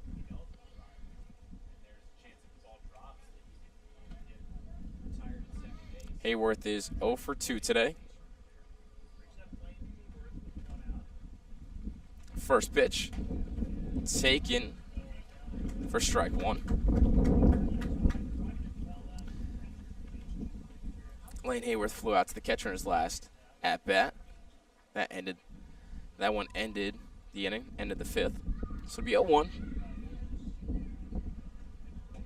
0-1 misses just a little bit low. Holgis at 12 pitches so far in this inning. Leading off first is Callahan. Said tying run is at the plate. 3 home runs from Hayworth this year. As the 1-1 from Holgis comes in, is taken just outside for ball 2. 2-1. Head in the count here is Hayworth. Looking to do damage here. Could tie the game with 1 swing. And Callahan could look to get out of the double play as he inches off the bag at first. 2-1's bounce. Garcia able to scoop it up. Big spot here for the Shockers now. Big hitters count. Runner on first. 1 swing could tie it. Shockers trying to avoid a sweep this weekend. Lost the 2 first games of this series on this Saturday afternoon. Easter tomorrow. So this series did get pushed up a little bit. As a 3-1 count comes in Hayworth. Takes that one for ball 4. So it'll be first and second now for the Shockers. Go-ahead run will now come up to the plate.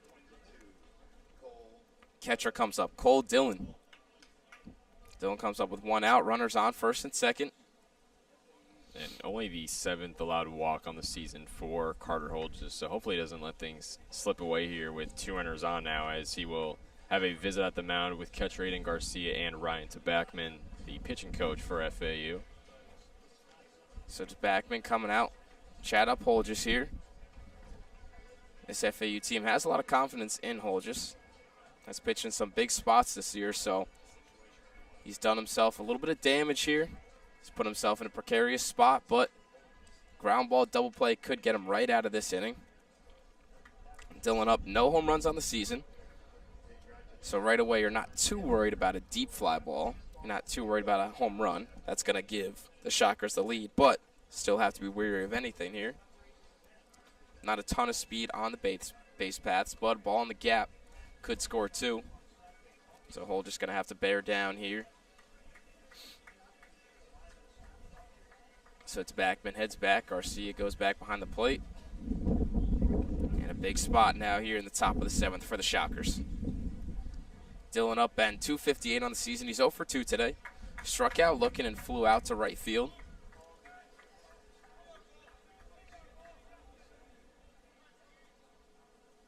So up steps Dillon.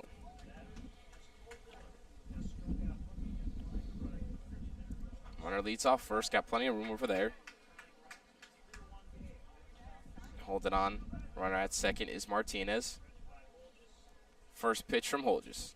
Misses way outside. A good block by Aiden Garcia. Great play by Garcia. That ball could have easily gotten away. Would have advanced both runners. Runners almost got a big jump there. That ball was way outside and in the dirt. That's a big job from any catcher there. There's little things, just blocking, stuff like that. But, yeah, good job to prevent Callahan from getting the third and Hayworth the second scoring position. Pitch from Hodges, the 1-0 is in there for a strike. Just right down Main Street there. 1-1. Crucial spot here. Shockers have been putting a lot of base runners on these last couple innings, 5th, 6th, and 7th. As that pitch is in there for strike 2, Hodges now ahead 1-2 in the count. Back-to-back fastballs taken by Dillon.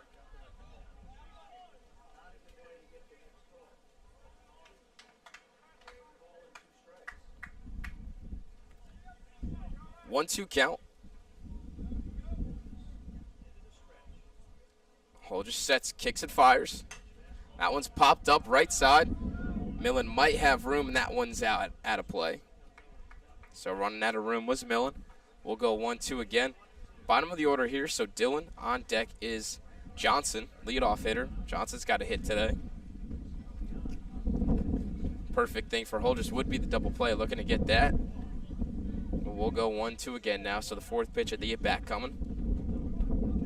Carter Holgis sets and delivers. Just misses outside for ball 2.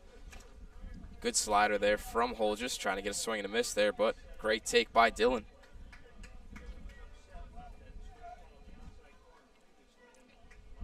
Wouldn't be surprised if Holgis tries to paint the zone with just a normal fastball. 2-2. Swung on, fouled off to the side. Cole Dillon having a good at-bat here. Not going away easy here in such a big spot. He's going to do anything possible to try and potentially either load the bases or even bring another run in.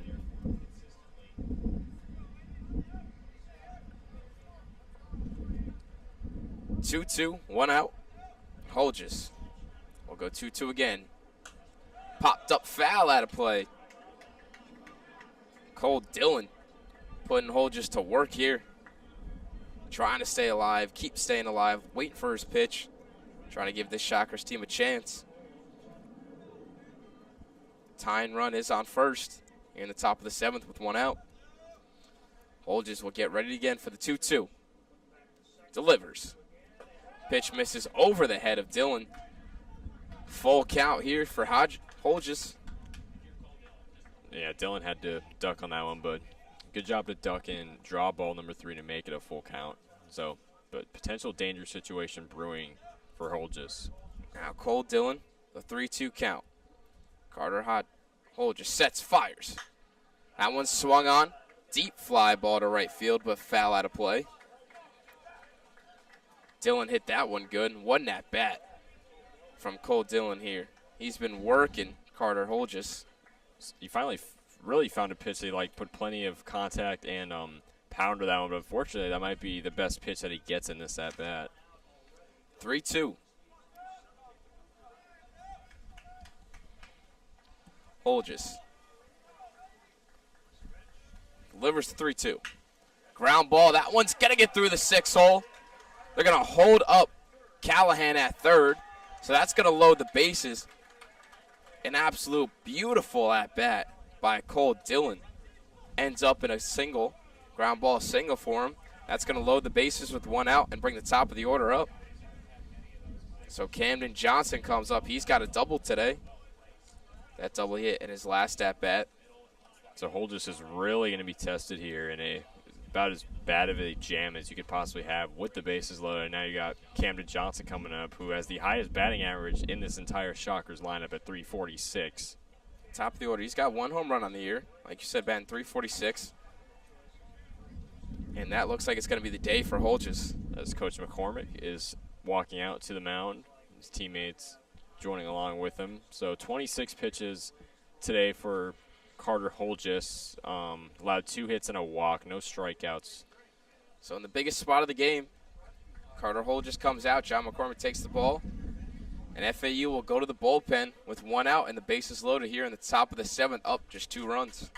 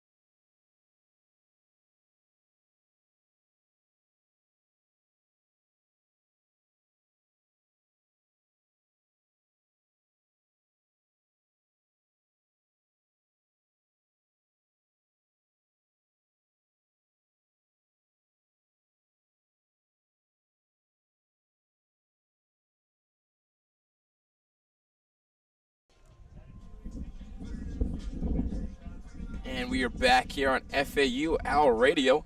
And so FAU will go to the bullpen again. Their fourth reliever today. Throwing a lot of pitchers, the fifth pitcher overall today. It's going to be Kide Atatue. He's out here. He pitched on Thursday night against Wichita State. Gave up 2 hits in just the third inning of pitching. 2 hits, 1 earned run, had 1 strikeout. So he's put in an extremely tough spot here. He's going to have 1 out, bases loaded, looking to get that double play here. That would be the perfect mindset for him. Lefty coming in. He's going to face the lefty Camden Johnson, leadoff hitter. And this will be his 15th appearance so far in the season. Does have a 1-0 record on the season. Pitched briefly in the Tuesday loss against Miami, recording 1 strikeout in .1 innings pitched. Camden Johnson has been 143 on the season with the bases loaded, 282 with runners in scoring position. So the bases loaded, third baseman Nick Romano, just playing about a foot off the grass. Jake Millen, way behind first base, so he's not looking to come home. Infielders up the middle, LaRue and Martinez looking for that double play as the first pitch from Atatue. Swung on and missed. Big swing from Camden Johnson, looking to do damage with that one. He's got 1 home run on the year. He's got a double today. Runners on are Dillon at first, Hayworth at second, and Callahan over at third. Atatue sets. Kicks and deals. Pitch misses outside. Garcia blocks it up. And Garcia has been phenomenal this inning, making sure everything stays in front of him.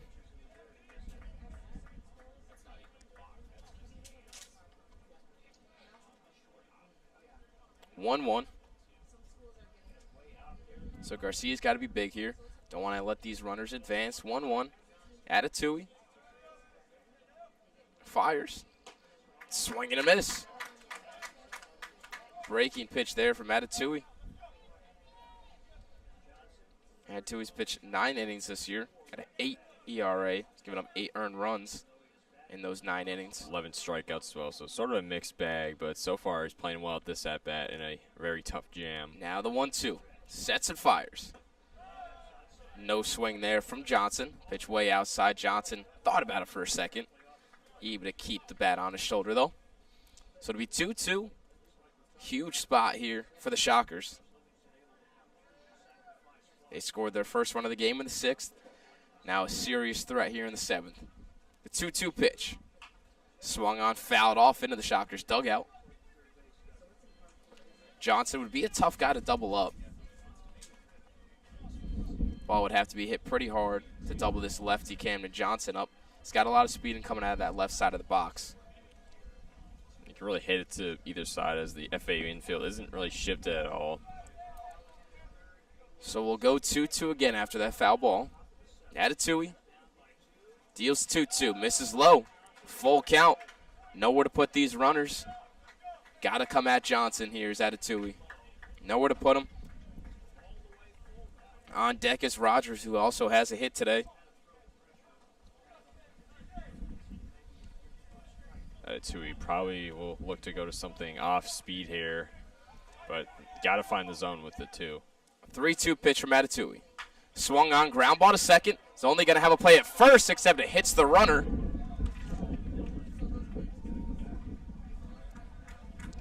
So the runner at third is going to have to go back as that hit the runner. So no run's going to score. The bases are going to stay loaded.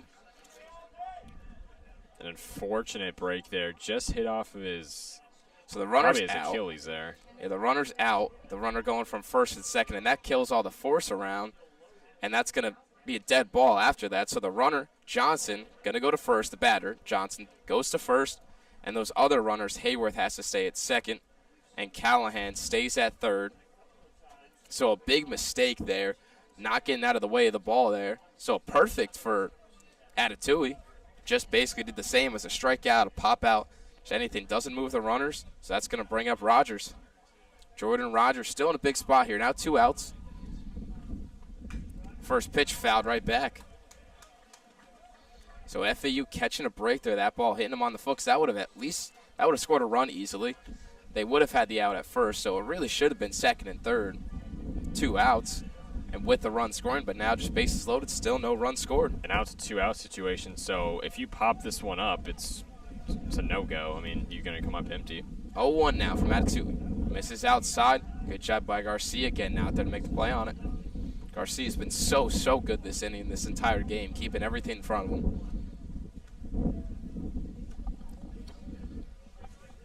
1-1 count now.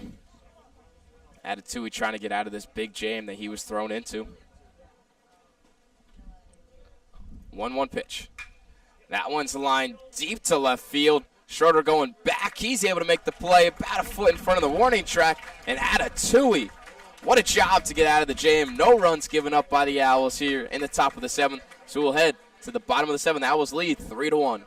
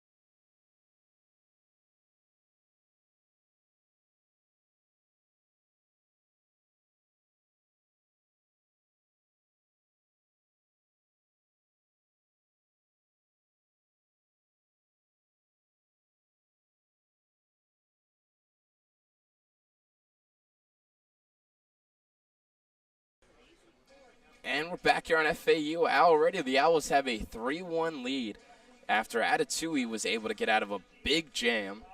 And so we head to the bottom of the 7th. The Owls looking to put some more runs on. Nick Potter is now the new pitcher, just the second pitcher that the Shockers have used today. Potter's has pitched in 13.2 innings. He's got 2 saves on the year, 1.98 ERA, and just 3 earned runs in those 13 innings. So he's been very effective. 13 strikeouts as well as 12 walks. So about a strikeout inning and about a walking inning. But he's one of the better relievers here for this Shockers team as Marshall Lipsy comes up.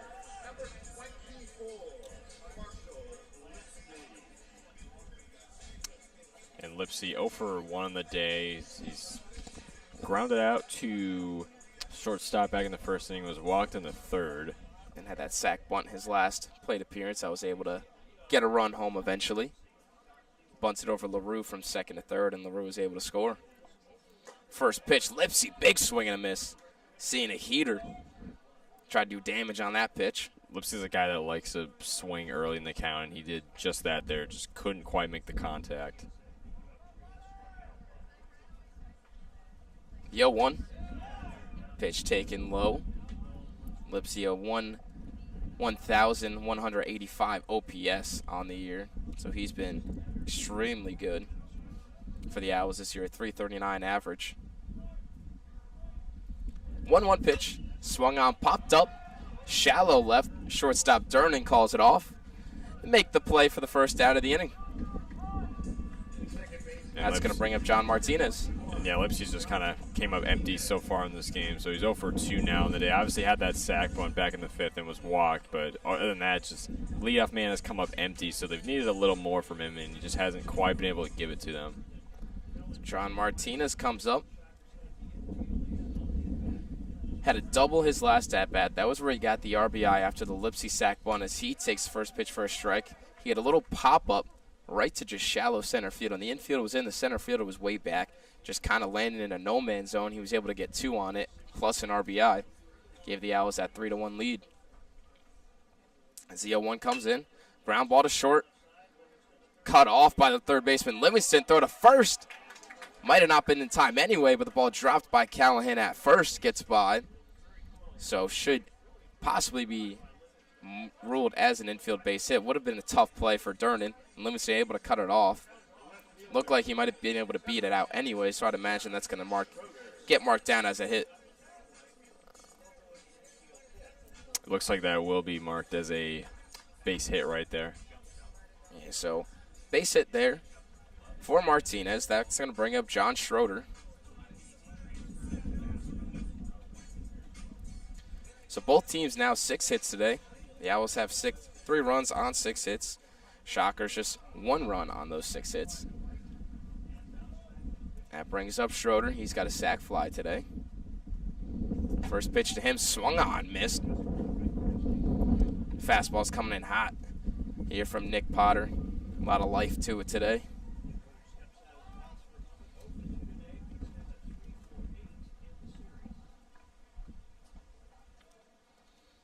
A 1 pitch from Potter. Swung on, pop fly, left field. Hayworth coming in on it, got a long way to go. That one's going to get down for a base hit. John Schroeder gets a 1-out knock and puts runners on first and second.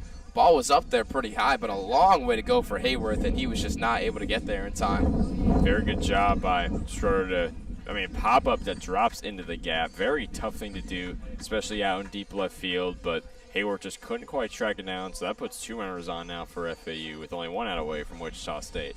That brings up Aiden Garcia. So for 2 today. Lined out in the second inning. Put a great swing on it, just right to the third baseman, Livingston. Grounded out to short and then walked in the 5th. So he's got a nice spot here. Runner in scoring position is Martinez. First pitch taken for ball 1. Good speed over there at second with Martinez. Schroeder can also move pretty good. So ball in the gap, could score 2. Garcia trying to give his pitcher some more insurance. There's been a lot of base runners in these past couple innings. The 6th inning, Shockers were able to score in the 7th. There was a lot of base runners. As the 1-0 comes in, Garcia check swing. Didn't go. Check over at third base. Nope, he did not go. So it'll be 2-0. Owls could use some insurance here. Potter delivers the 2-0. Garcia, hard liner to second. Short for 1. Throw gets away, and that's going to score a run. As Martinez comes to score, Schroeder goes to third, Garcia to second, so Camden Johnson would look like to be a routine double play. Throws it away from Durnan, so they'll get no outs and a run scores. A big mistake there from the Shockers, as now the Owls are in an even better spot to put some more runs up. They lead 4-1. Now to be second and third for Nick Romano. Big mistake, no doubt. Second baseman jumped up for it, but ball still traveled right over his glove, so that does allow a runner to score for FAU. Makes it a 4-1 Owls lead in the bottom half of the 7th. And that's just a tough play there from the Shockers. Could have been a double play, could have put them in a great spot, could have ended the inning, but they'll get nothing on that. As first pitch is in there for a strike to Romano.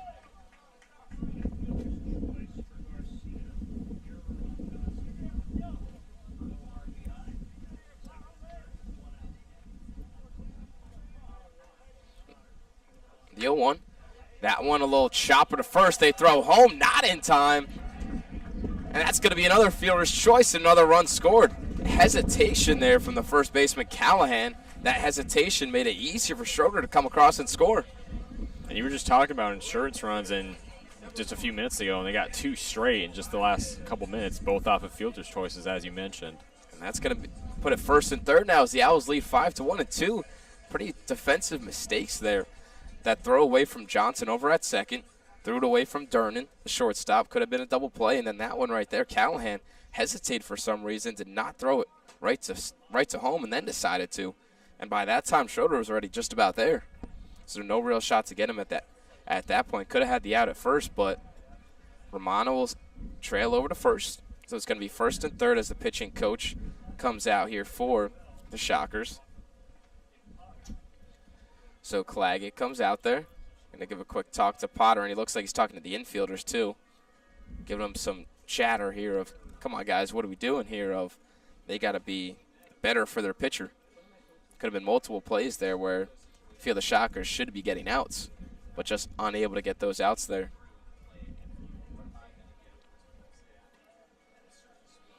And so a couple just mistakes there by the Shockers. Puts FAU in a prime chance here to really even add more to this lead. If it already added 2 runs to this lead, it'll be 5-1. Shockers looking for a double play. Romano at first, Garcia at third.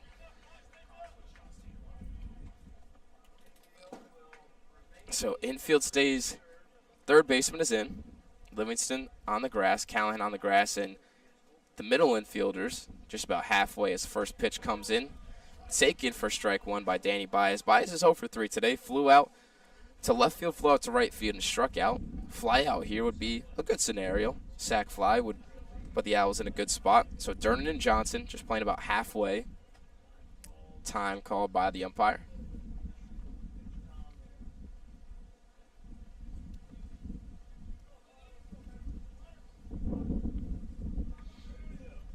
Oh, 1.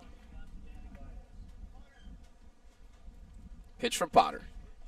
Bounce in the dirt. Good block back there by Dillon. Able to keep it in front, keep that run from scoring. Both catchers been very, very good at blocking up balls today, especially when there's runners on. Especially in this kind of scenario where you've given up 2 runs in just the last few minutes, and now you have runners on the corners with Garcia at third in scoring position. 1-1. That one's popped up in the infield. Playable. Caught off by the first baseman, Callahan. He's able to make the play. Great communication there from the Shockers. And the runner thinking about going home. Garcia, no one obviously covering third over there as everyone in the infield was converging. Thought about a chance from Garcia. Messing around a little bit there, but a beautiful outcome there for Potter. Danny Baez just pops one up in the infield. No chance for anyone to score.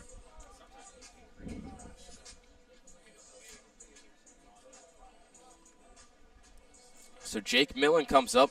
He's 1 for 3 today. Had a double all the way back in the 3rd inning.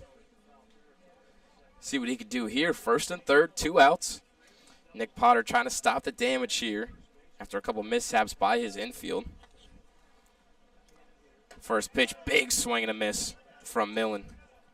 Millen's certainly a big playmaker. Obviously scored one of FAU's runs back in the 3rd, but looking for a little comeback after struck out looking in the 4th inning and then had a line out to first base back in the 6th. And he's been on top of the ball today. That line out back in the 6th was absolutely smoked.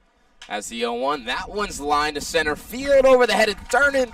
That one gets down for an RBI single for Jake Millen coming across. Nick Romano goes first to third on that single to center field. And Jake Millen puts the Owls up 6-1. Great swing by Jake Millen. Down in the count. Beautiful piece of hitting, just able to knock that one right at the middle in time called by Nick Potter. Adjusting his hat here. Put that one exactly where you'd want it and really tailors to the playmaking label as he's now 2 of 4 on the day. So he's been one of FAU's better players on the offensive side of the ball. That's going to bring up Emilio Gonzalez. Gonzalez 0 for 3 today.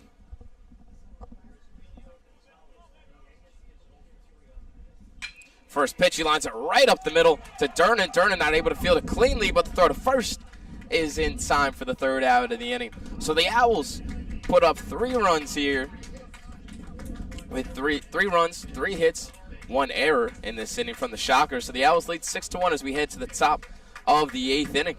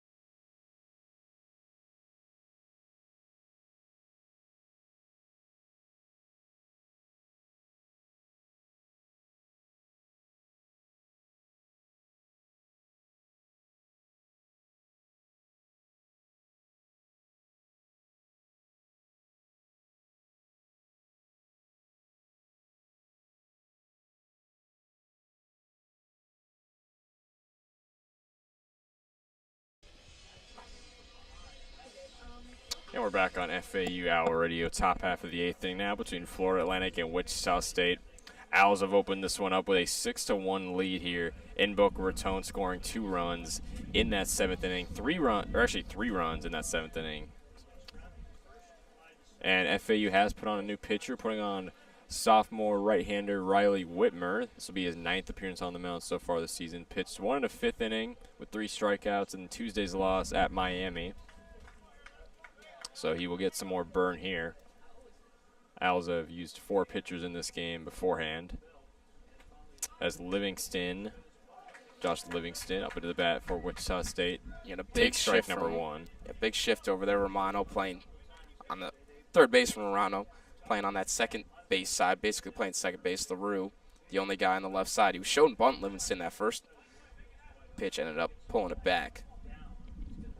So 0-1 count. Whitmer deals on it. Attempted bunt there by Livingston, but misses outside for ball number 1. Livingston 0 for 2 on the day as he grounded out to first back in the first inning, had a fly out to center field in the 4th, and then a line out, but did have a sac fly back in the 6th inning. Whitmer deals on the 2-1. That one misses outside for ball number 3. Or ball number 2, excuse me. With no runners on, no outs from FAU. 2 balls, 1 strike. Whitmer wheels and deals.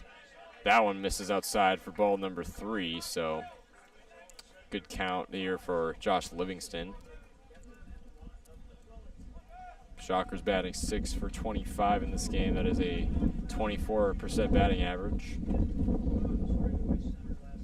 We've got 6 hits, 1 run. Whitmer deals on the 3-1. That one misses out and away again for ball number 4. To put a runner on at first base, it'll be Josh Livingston taking the walk. Yeah, always got to try and be smart here. Whitmer coming in, you got a 5-run lead. No reason to really be walking anybody. Make them do damage. Make them get hits against you. I mean, you could give up 4 runs and you're still winning. So you got to be smart here. Attack these hitters. Make them hit you. That'll be the shortstop Cam Durnan, who's 1 of 2 so far in the day. Grounded out to third back in the 2nd inning.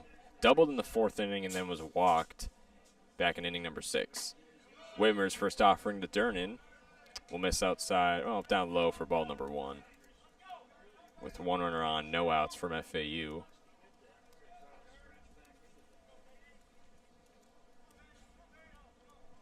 So 1 ball, no strikes. Whitmer sets, deals, and got Durnan up high, probably on the shoulder, I want to say, to put 2 runners aboard now for Wichita State. Durnan takes his base at first. That advances Josh Livingston to second. And right here, just hurting himself right here. Just 2 back-to-back walks. You're up so many runs in this situation of the only way they're going to come back is if you make mistakes yourself. And now back-to-back walks are going to give great chance here. Snyder coming up for Wichita State. And now the catcher, Aiden Garcia, will walk over to the mound to check on Riley Whitmer. So the Owls, that has been a consistent theme today, at least, where these FAU pitchers have put themselves in holes of being down 2-0 in the count, being down 3-1 in the count. First pitch strike, it would be beautiful here, and really kind of needs it from Whitmer. He's got to go attack Snyder. Even a home run here, you're still going to be up 2 runs. So you really got to attack here. Don't just kill yourself here with these walks. You're just going to do more damage to yourself getting these walks, letting these walks up, than just going to attack the guy and hope they can hit themselves out. So that'll bring up Gannon Snyder, the right-handed batter. We got a little righty-righty matchup, and it looks like we're going to have a pitching change here, as head coach John McCormick is walking out to the mound along with the rest of his teammates. So looks like Riley Whitmer with a short stint. Looks like his day is already up. As you said, I mean, it's been silly for him to let things get away from him with 2 base runners on with no outs. I mean, you are up by 5, so, but still plenty of time to let things slip away. So McCormick is going to put an end to that. But we will take a quick break right here on FAU Owl Radio on YouTube. We will see who the new pitcher is for FAU when we return.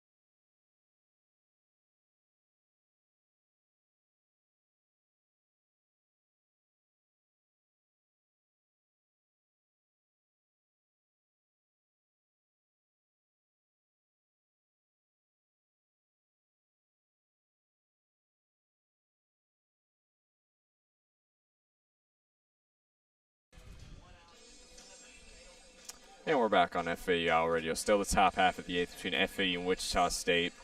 No outs from FAU, but they have put on a new pitcher after only 7 pitches from the sophomore Riley Whitmer.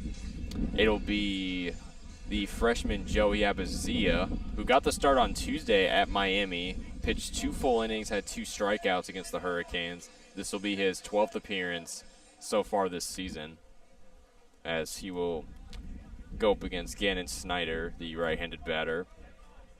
So still a righty-righty matchup. Durnan on first, Livingston on second. Owls with no outs so far. First offering from Abazia. Misses down low for ball number 1. And Nick and I were talking about, before we went back on air, how to pronounce Joey Abazia's last name. There's really a couple of you. It's either Abazia or Abazia. It could really go either way. As the 1-0 from Joey finds the zone for strike number 1. Yeah, big spot here for him. Just first and second, no outs. Got to get out of a jam here. Still up a couple of runs, though, so don't have to be too nervous. Next pitch misses out and away for ball number 2. Last thing you want to do is load the bases with a walk. Abazia, 11 innings pitched so far this season, has allowed 5 hits, 6 runs, 4 earned runs, 6 walks, 10 strikeouts. As the 2-1 is swung on, fly ball in foul territory. Looks like this one's going to drop onto the right field berm, and yes, it will. So we'll go at a 2-ball, 2-strike count on Gannon Snyder. Abazia putting himself in a good spot here. 2-2. You're in the bottom of the order, 5-hitter here. So he'll face 5, 6, and 7. Abazia, 3.27 ERA with a 1.0 whip. Opponent batting average of 2.14. As this one swung on, chopped right to the pitcher himself. Throw to second base, throw to third base for the double play. FAU, they roll the 1-4-3 double play to put 2 outs away in the top half of the 8th. And what a play by Martinez, getting it out quick. Abazia gave him a good throw, a beautiful double play, just everything you could have asked for there. If you're Joey Abazia coming into this game, first and second, no outs. Beautiful double play. That'll bring up the first baseman, Ryan Callahan. So righty versus lefty matchup here. Favorable matchup for Callahan, who is 1 for 3 on the day, 2 straight flyouts in the 2nd and 5th innings respectively, and then single back in the 7th as he takes ball number 1 outside. 2 outs away from the Owls. Still a 6-1 FAU lead. 1 runner on for the Shockers now. Livingston got to third. This one from Abazia is grounded to right field. And a nice little RBI single there to cut the deficit back down to 4. Still a 6-2 Owls lead, but RBI single from Ryan Callahan. So still not a bad spot there for the Owls. Still up 4 runs. Not too worried about giving up that run right there. That'll bring up the designated hitter Mauricio Millen, he's 0 for 3 so far in the day with a line out, ground out, and a pop-up. So really all 3. As the first pitch from Abazia misses outside for ball number 1. We got Ryan Callahan on first. 2 outs away still from FAU. As you said, still not that bad of a situation, but Abazia would like to get out of it here. As he deals on the 1-0. That one misses up high for ball 2.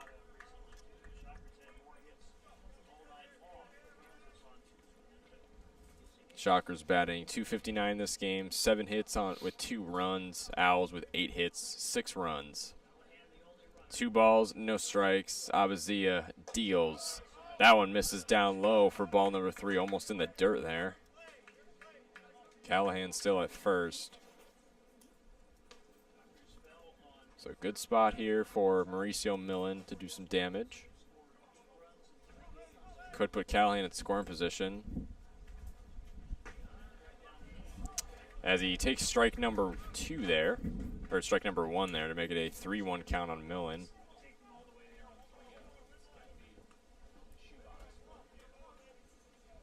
Although still a good job to be patient there when you're ahead 3 balls in the count. The 3-1 from Abazia. That finds the zone for strike number 2, and that'll make it a full count on Mauricio Millen in a 2-out situation.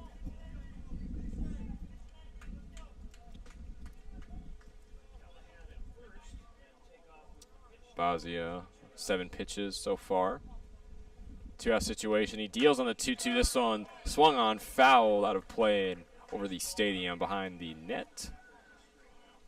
Callahan took off for second, but returns to first off of the foul. So we'll go once more at a full count on Millen.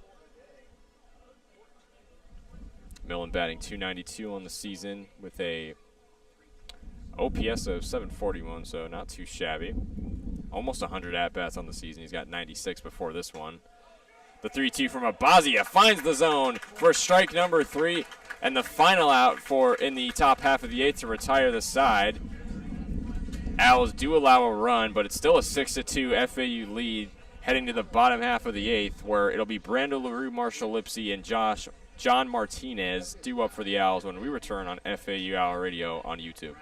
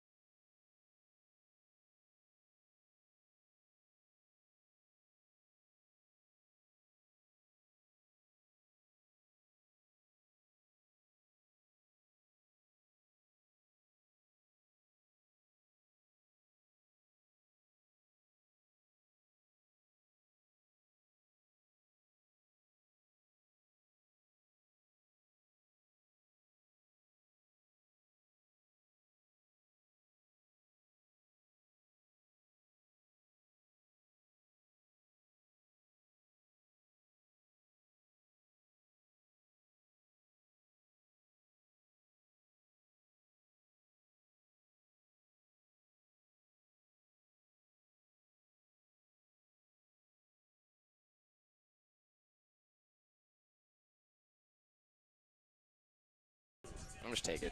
We'll leave. And welcome back to FAU Hour Radio. Nathan Korst joined alongside Nick Turok.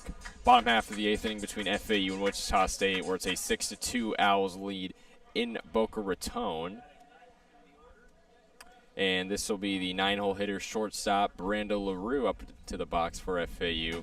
As the first pitch from Nick Potter is chased, swung on, and missed for strike number 1. LaRue is 2 for 3 so far in this game. Second player that is 2 for 3 along with John Martinez. Back-to-back singles in the 3rd and 5th inning, but then a fly out to deep left field back in the 6th inning as he will take ball number 1 on that one. So 1 ball, 1 strike on Brando LaRue with no runners on, no outs. And this could be the final offensive play in this game from FAU if they can take care of business in the top half of the 9th as the next pitch is swung on foul out of play over the stadium. We'll go at a 1-2 on LaRue. Potter almost 20 pitches thrown in this game so far. Has allowed 3 hits, 3 runs, 1 earned run, no strikeouts so far. But LaRue's behind in the count. 1-2 from Potter.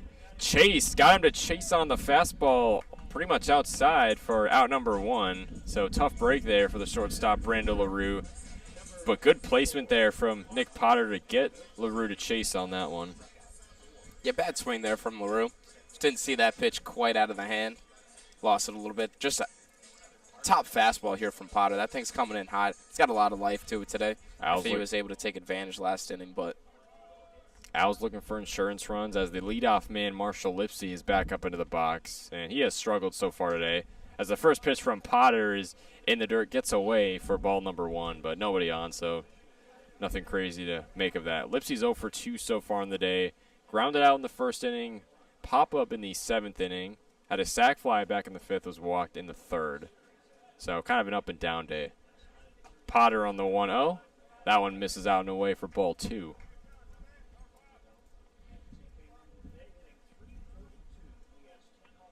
Owls lead this one 6-2, bottom half of the 8th. 1 out away from the Shockers. Owls with 6 runs on 8 hits. Shockers with 2 runs on 7 hits, and also an error. As Potter misses the zone again, ball number 3. Lipsy way ahead in the count, 3-0. Wouldn't be surprised if he could potentially go yard here with being ahead 3-0 in the count. Potter on the 3-0 finds the zone down low for strike number 1.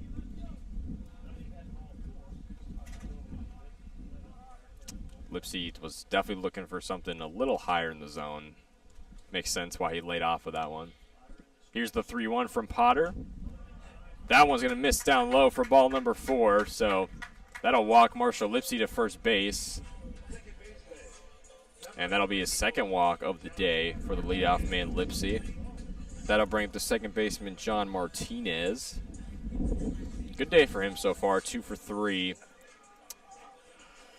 Had a single that he was able to score off of in the 7th inning, and also had an RBI double back in the 5th inning. As well as an RBI walk, of course, back in the 3rd inning after the bases were loaded. So he's got 2 RBIs and a run. Potter will deal to Martinez. That one misses down low for ball number 1. 1 out away from the Shockers. 1 runner on for FAU with Lipsy at first. And Martinez with 1 ball, no strikes. Potter approaching 30 pitches thrown today. Sets and deals on the 1-0. This one swung on, blasted out of the stadium and out of play, fouled off. So we'll go 1-1 here. A little frustrating there for Lipsy. Looked like he got a good jump trying to steal on that. Martinez just fouling it off. Don't know if it was a hit and run or not. Lipsy seemed like he had a good jump, might have got there. 11 stolen bases on the year for Lipsy. So 1 ball, 1 strike. Potter on the stretch. Looking on as he deals. That one misses way down low in the dirt for ball number 2. Lipsy was ready to take off again, but steps back onto the bag at first. Looks like Lipsy either slipped or didn't plan on ever going, but it looked like he kind of slipped out of his shoes there. Didn't continue going. So 2 balls, 1 strike on John Martinez. Potter looking for the signal. Deals on the 2-1. That one finds the zone for strike number 2. 1 strike away from putting this into a 2-out situation.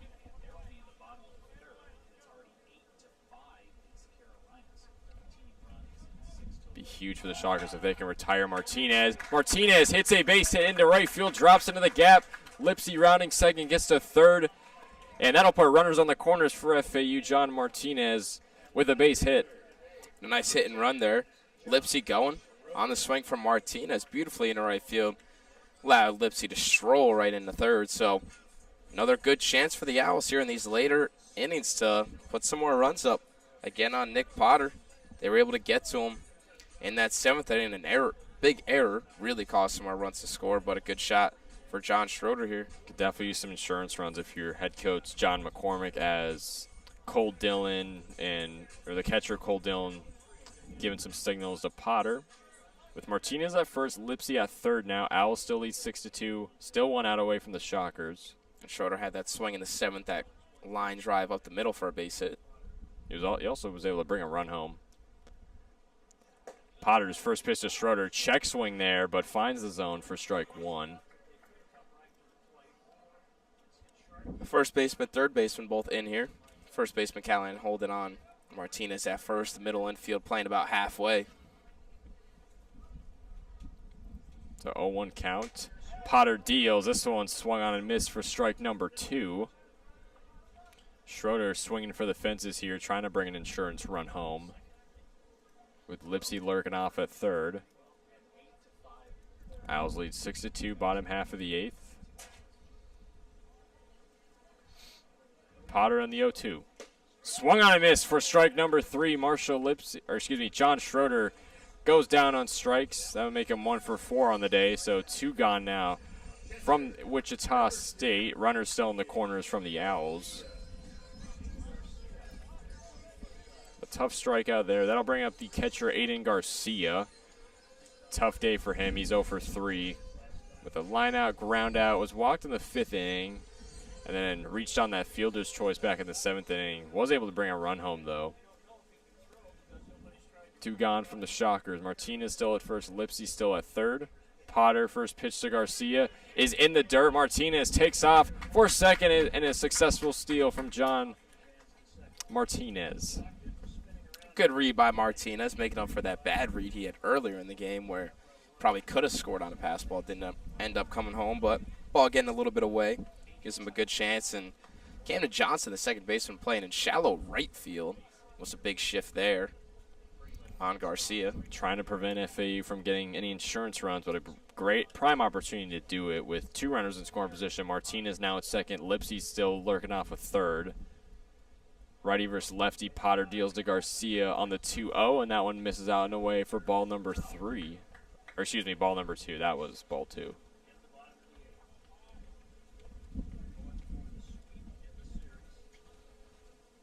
Owls looking for the series sweep after winning their first 2.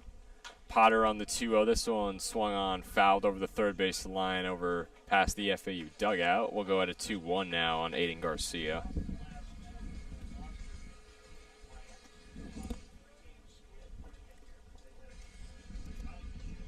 Shockers have lost their last 6 games, looking to get back into the win column, but might need a miracle to do it here.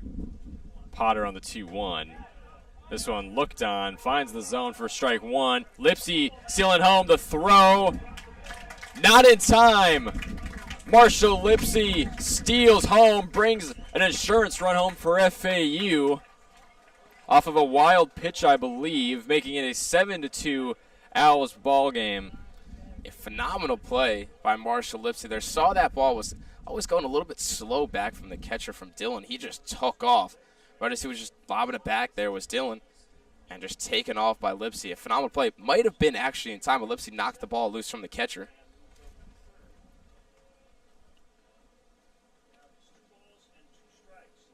And it looks like that won't be scored a wild pitch, but great read there from Lipsy, no doubt. Martinez was able to get to third base in the process, taking his spot. So 7-2 Owls lead, 2 outs away from the Shockers. Garcia's still up to bat. Facing the 2-2. Potter deals.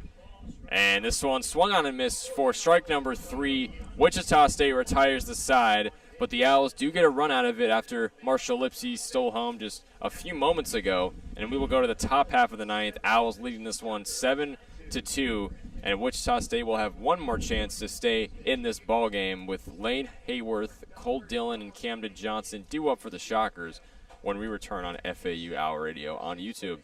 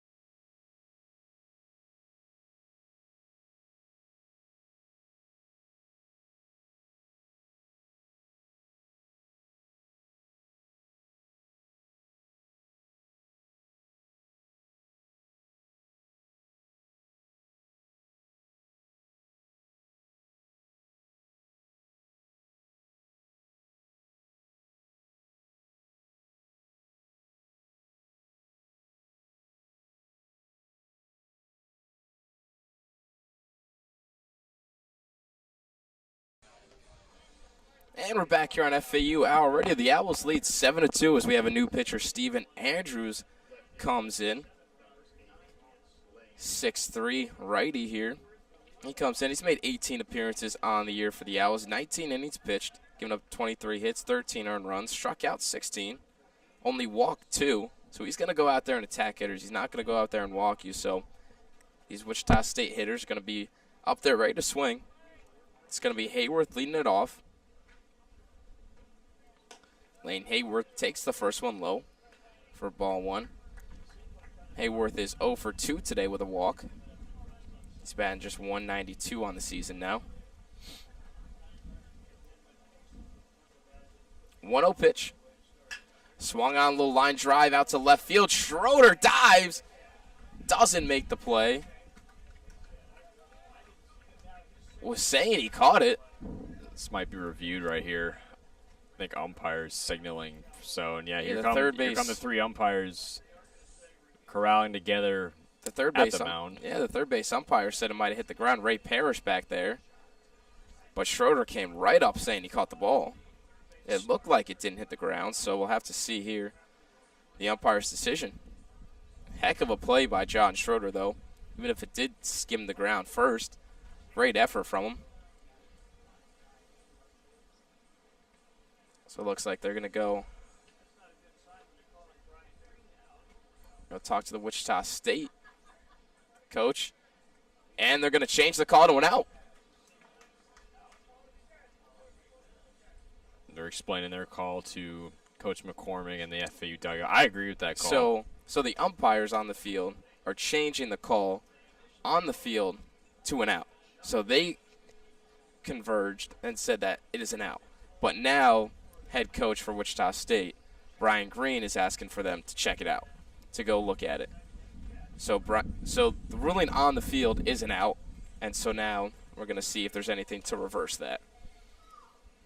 And I mean, 1 out versus no outs, especially in this situation, being down 5 with, only having 3 outs left in this game. That could be very much a turning point. So I understand why he'd want to challenge this. Yeah, so an interesting point here. I mean, would be huge to get a base, to get that leadoff hitter on. But Schroeder came right up yelling for Coach John McCormick to challenge that. So I don't really see any reason to where it wouldn't be a catch, especially if they change the call to a catch. And Schroeder coming up right away saying, "Coach, I caught the ball." It's John Schroeder, out of anyone, knows if he caught that or not. So it's if he's coming up yelling that I caught it, he wouldn't be doing that if he knows he didn't. So I would say this is pretty safe to say that he made the play on it, just especially with his reaction. And looking at the replay here, it looks like, yeah, he had that right in the glove. So this call should stay as an out.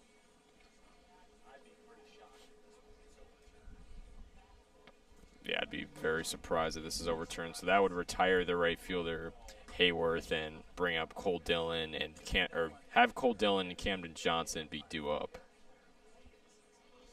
Yeah, so this should stay as an out. So it'll most likely be 1 out here for the Owls. I mean, just a heck of a play by John Schroeder. That ball was coming down fast. Just a big dive out in left field, making a heck of a catch.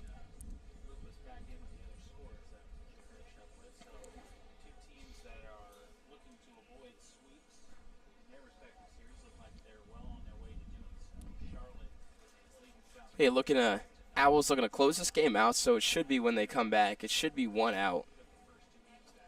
Up 5. The Owls looking ahead for them. This is the final game of that series as these umpires come back out. So they keep the rule out on the field, leave it as a catch. So John Schroeder, heck of a play for the first out of the inning. So with 1 out, the Owls look to just hold on.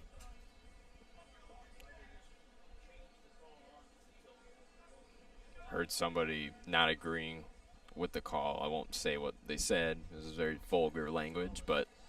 So that's going to bring up Dillon.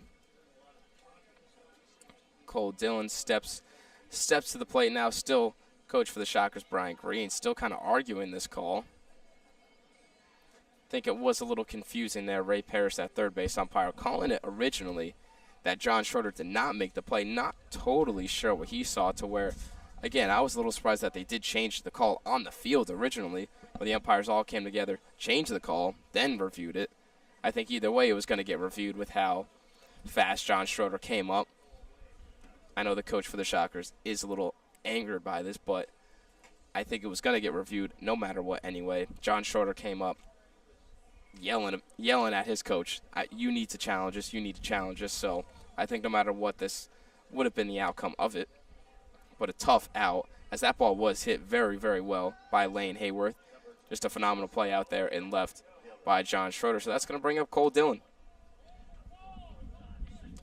And tough out, no doubt. Definitely kills really any momentum that Wichita State had with now only 2 outs left in this ballgame. I mean, even if there were no outs, there'd still be a big ask. They'd still have to rally down 5, but now you have 1 out, so now it makes it even tougher. Yeah, so Steven Andrews delivers that one. Missed a little low. So 1-0. Cole Dillon, 1 for 3 today. Struck out looking, flew out to right, and singled. Singled in the 7th. 1-0 pitch. Pitch just misses a little bit high. So quickly 2-0.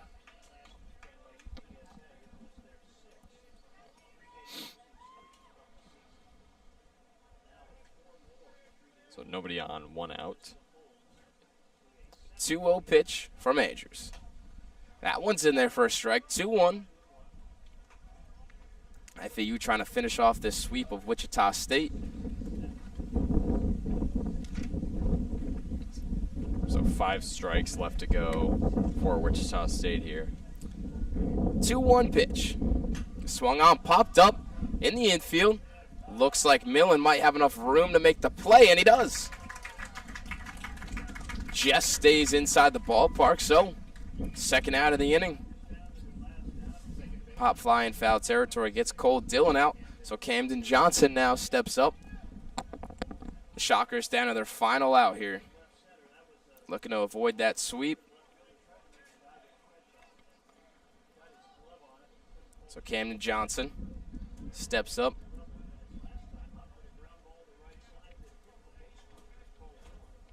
And knowing Andrews, I would expect him to just straight on attack Johnson here, not play around with him too much. First pitch. Just misses outside for ball 1. 1-0.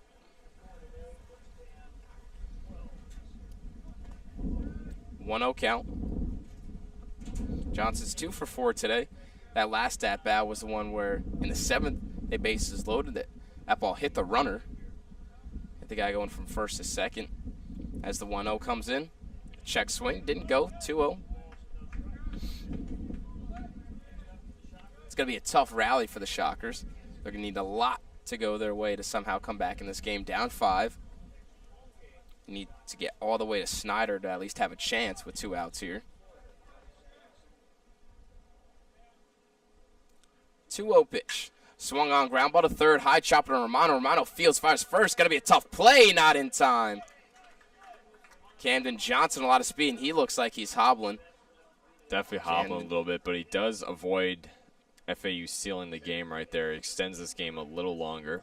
And Camden Johnson looked like he either hit the bag wrong, maybe strided too hard, but he's going to be able to stay out there. Doesn't look his injury too bad, or now he's going to squat down. See if he's okay. No one coming out to him, so he'll stay there. Camden Johnson will be at first now.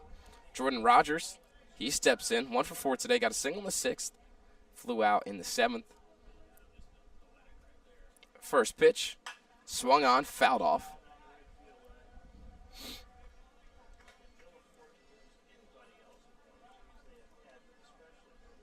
Oh, 1 now.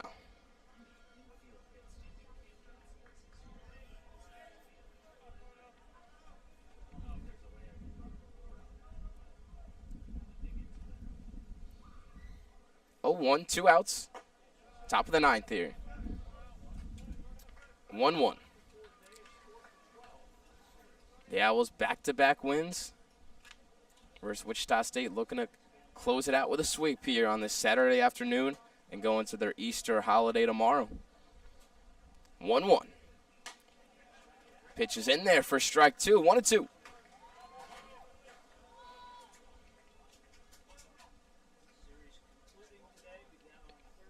Steven Andrews. Shockers down to their last strike. Runner on first. Rogers up. Steven Andrews sets. Kicks and fires. Swung on. Popped up. Deep right field. Baez to the track. See ya. That ball's out of here. The Shockers stay alive. Jordan Rogers puts the Shockers within 3. So down to their last strike, Jordan Rogers keeps them alive. And that is, I mean, that's pretty much the definition of clutch right there from Jordan Rogers. I mean, still 2 outs away from FAU, so it's still a tough ask to come back down 3 runs, but that definitely changes this game a little bit. Great swing by Jordan Rogers going opposite field, and that's going to bring up Livingston. Still a lot of work to do. Down 3, but now definitely a possibility here. Josh Livingston. He takes the first pitch for ball 1. Livingston's 0 for 2 today. Had a sac fly in the 6th. Walked in the 8th. So still a little bit of life here from the Shockers. 1-0 count. Andrews, that one's fouled off the foot of Livingston. Big shift from the Owls here. Romano moving from 3rd all the way to play basically 2nd. Martinez playing in shallow right, and Brando LaRue, the only one on that left side of the infield. Livingston thought about putting down a bunt in his last at-bat. Didn't end up putting it down. So it'll be 1-1. Andrews delivers that one in there for strike 2. Breaking ball caught the outside corner. Now the Shockers again down to their final strike.